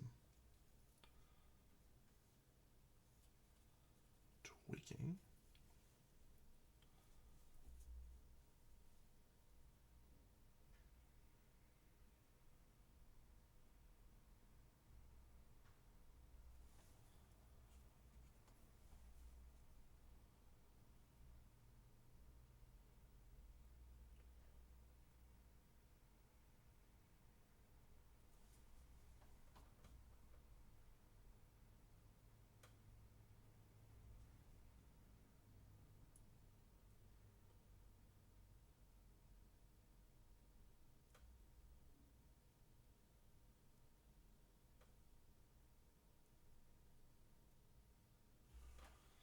I'll tell you one thing I've been watching a lot on YouTube the last couple of nights, and I'm not sure how I feel about it. There's a couple of like AI channels that do like trailers for movies, but if they were set in like the 50s or if they were set in like a steampunk version of it, it's fucking pretty wild what AI can do. Like, it's actually pretty crazy. I'm not sure how I feel about it.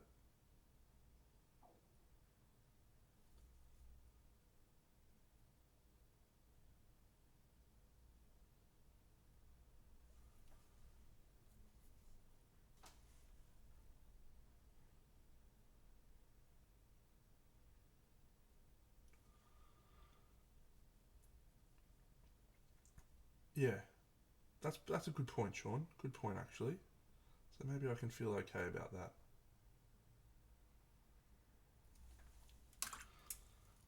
Yeah, it was awesome. There was like one that was X-Men, but if it was in the 50s, it looked awesome. Absolutely awesome.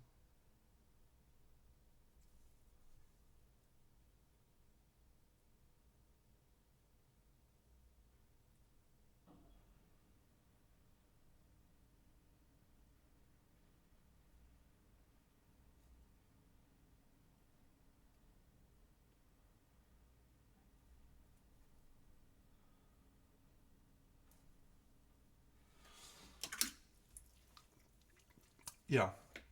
Yeah, you know you're watching AI, and there's weird shit happening, like weird fucking seven fingers and all sorts of weird shit, and legs that aren't working and stuff. But it is really cool. Like it is really cool. But I guess the thing to constantly remind myself on is that the reason they're able to do that is because they're stealing other people's artwork.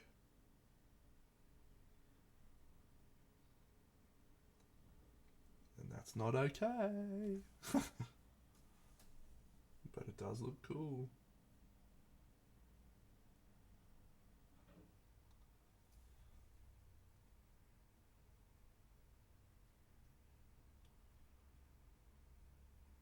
So I'm going to go back in time a little bit um, to a moment in my life which I actually remember quite vividly. I was working as a retail assistant at a shop called Big W. Quite young, obviously, and we had to vote. We had to vote on something which, you know, 17 or 18-year-old Deno, or however old he was like, I don't understand. The thing we were voting on was Sunday trade. Did we want Sunday trade to come in? And I remember I was like, no, I don't want Sunday trade. I promise this is relevant in a second. But one of the things that we ended up voting on was Sunday trade is happening. How do you want us to approach it? Because we was doing a vote for our union or something.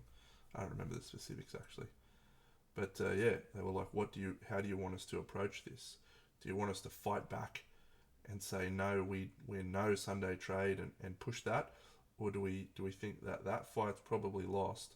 So do we just want to focus on, what our position is on Sundays? What hours we work, etc. And anyway, the reason I'm telling you this is, have we reached a point with AI where we just need to accept that it's happening, and we need to put some rules around it, and say, you know what, it's here, whether we like it or not. How do we codify it in a way that's fair? If that's even possible. Or are we still at the point where we can say, no, AI is bad, we need to eliminate it and keep trying to fight against it?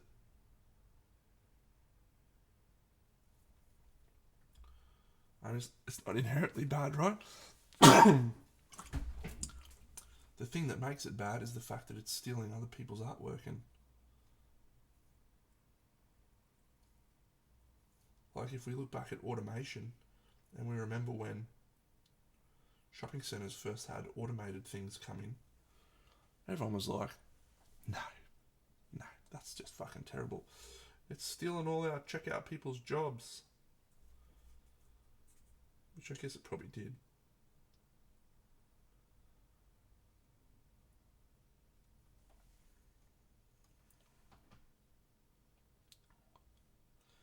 Yep. This is probably a topic of conversation that is above my pay grade, friends.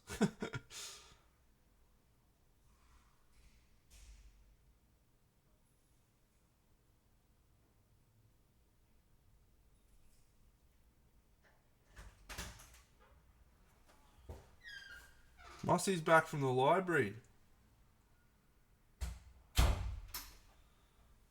Hi, Mossy. Got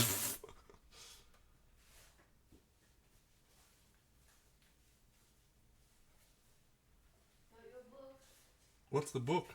Thomas the Tank Engine. Oh, thank you. Jokes. I do love Thomas the Tank Engine.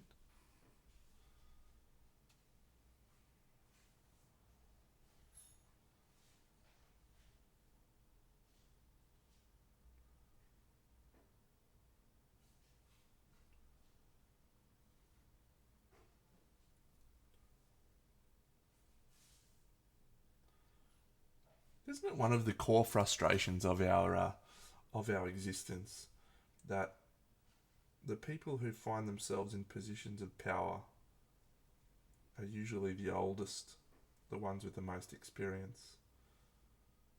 And whilst their perspective is generally valuable for a lot of things, when it comes to new technology, they're often the least qualified to answer those questions.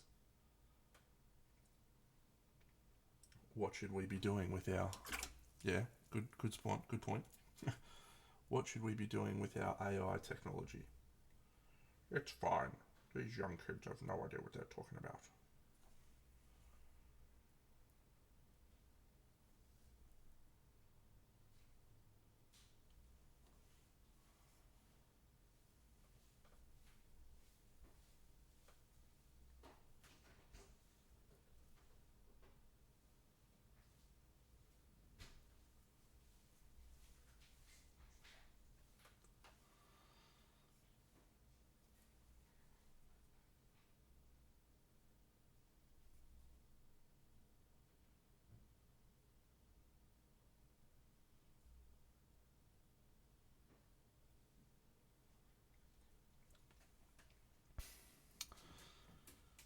Yeah, I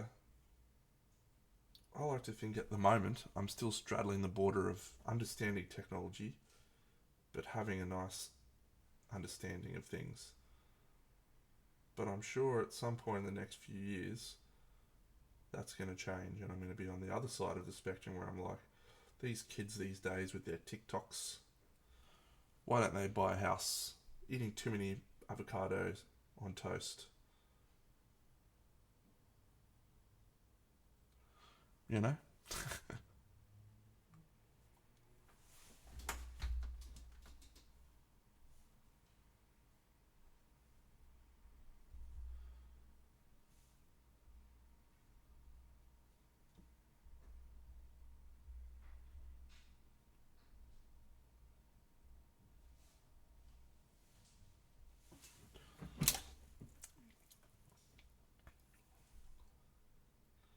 Anyway,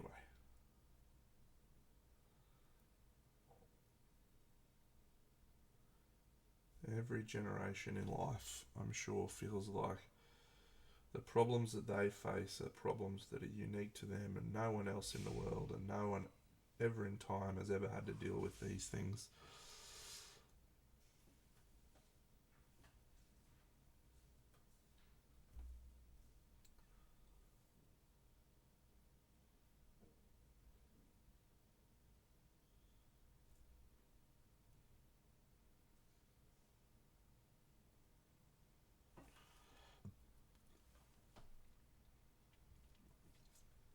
Yep, there's lots of sides to the coin. There's lots of good observations. I just, I can't wait to live in a world when, just like in that fantastic movie The Core, I can take a chewing gum wrapper, put it inside my mobile phone,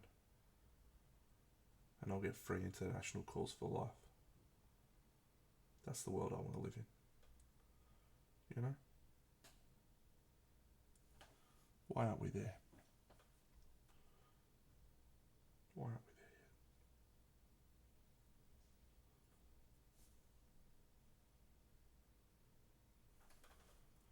One of my favourite movies of all time. Tragically bad.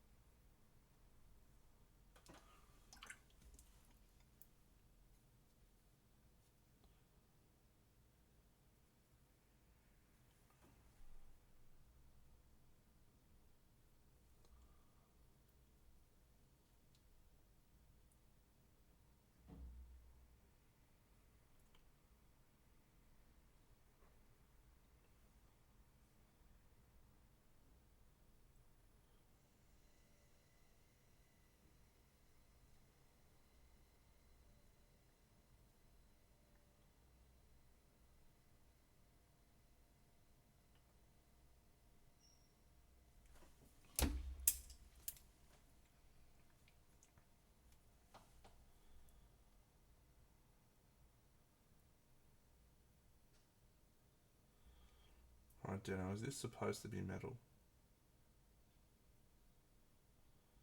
Or is it just supposed to be shiny? I think it's probably supposed to be metal. Add some metal tones in there then.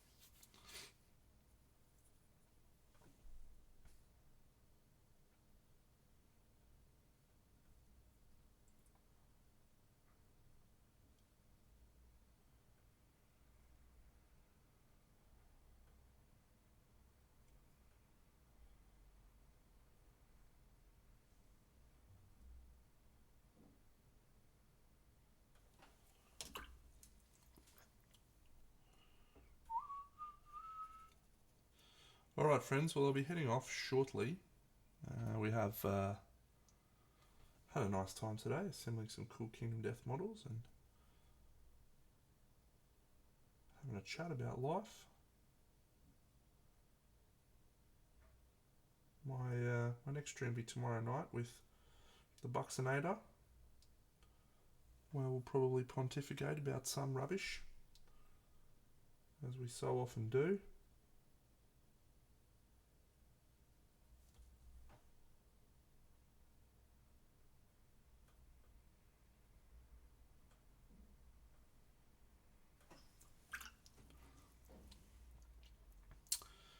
Did we book in the Dave appearance? I can't. Well, I left that with Bucks, right? Because, you know, Bucks has got the ear of the great man DC. I'm just it's yesterday's hero, mate. So Bucks is the new hotness. So I'll find out tomorrow.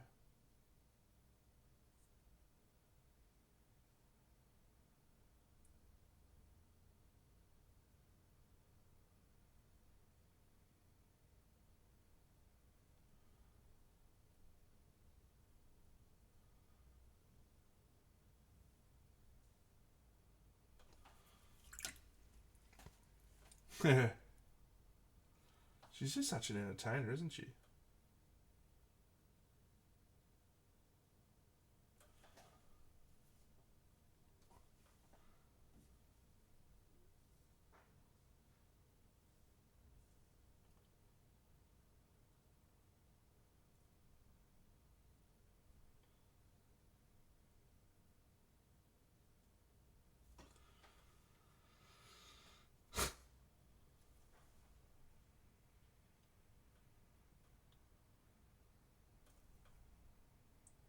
Brain.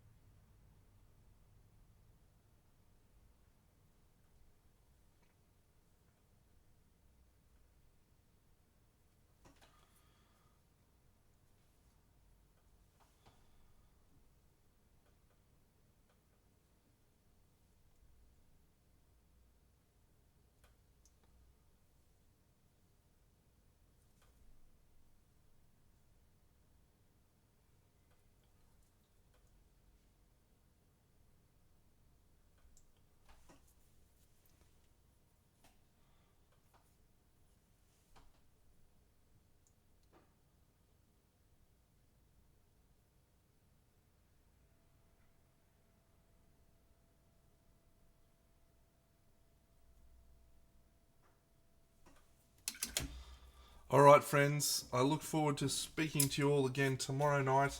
If I do some painting during the week, I will do my level best to throw the camera on and record it, even if it's not anything interesting, even if it's me just sitting here painting and bopping along to music or listening to something else. I will do my best. But that's it, friends. We're off for the week. Have a great day. Just a friendly reminder, if anyone's at Gen Con and wants to buy me some Kingdom Death toys, please send me a message. I'd love you to do so. I'll pay you money. I'll pay you whatever you want. Just give me the toys. And that's it. I will speak to you all again tomorrow night.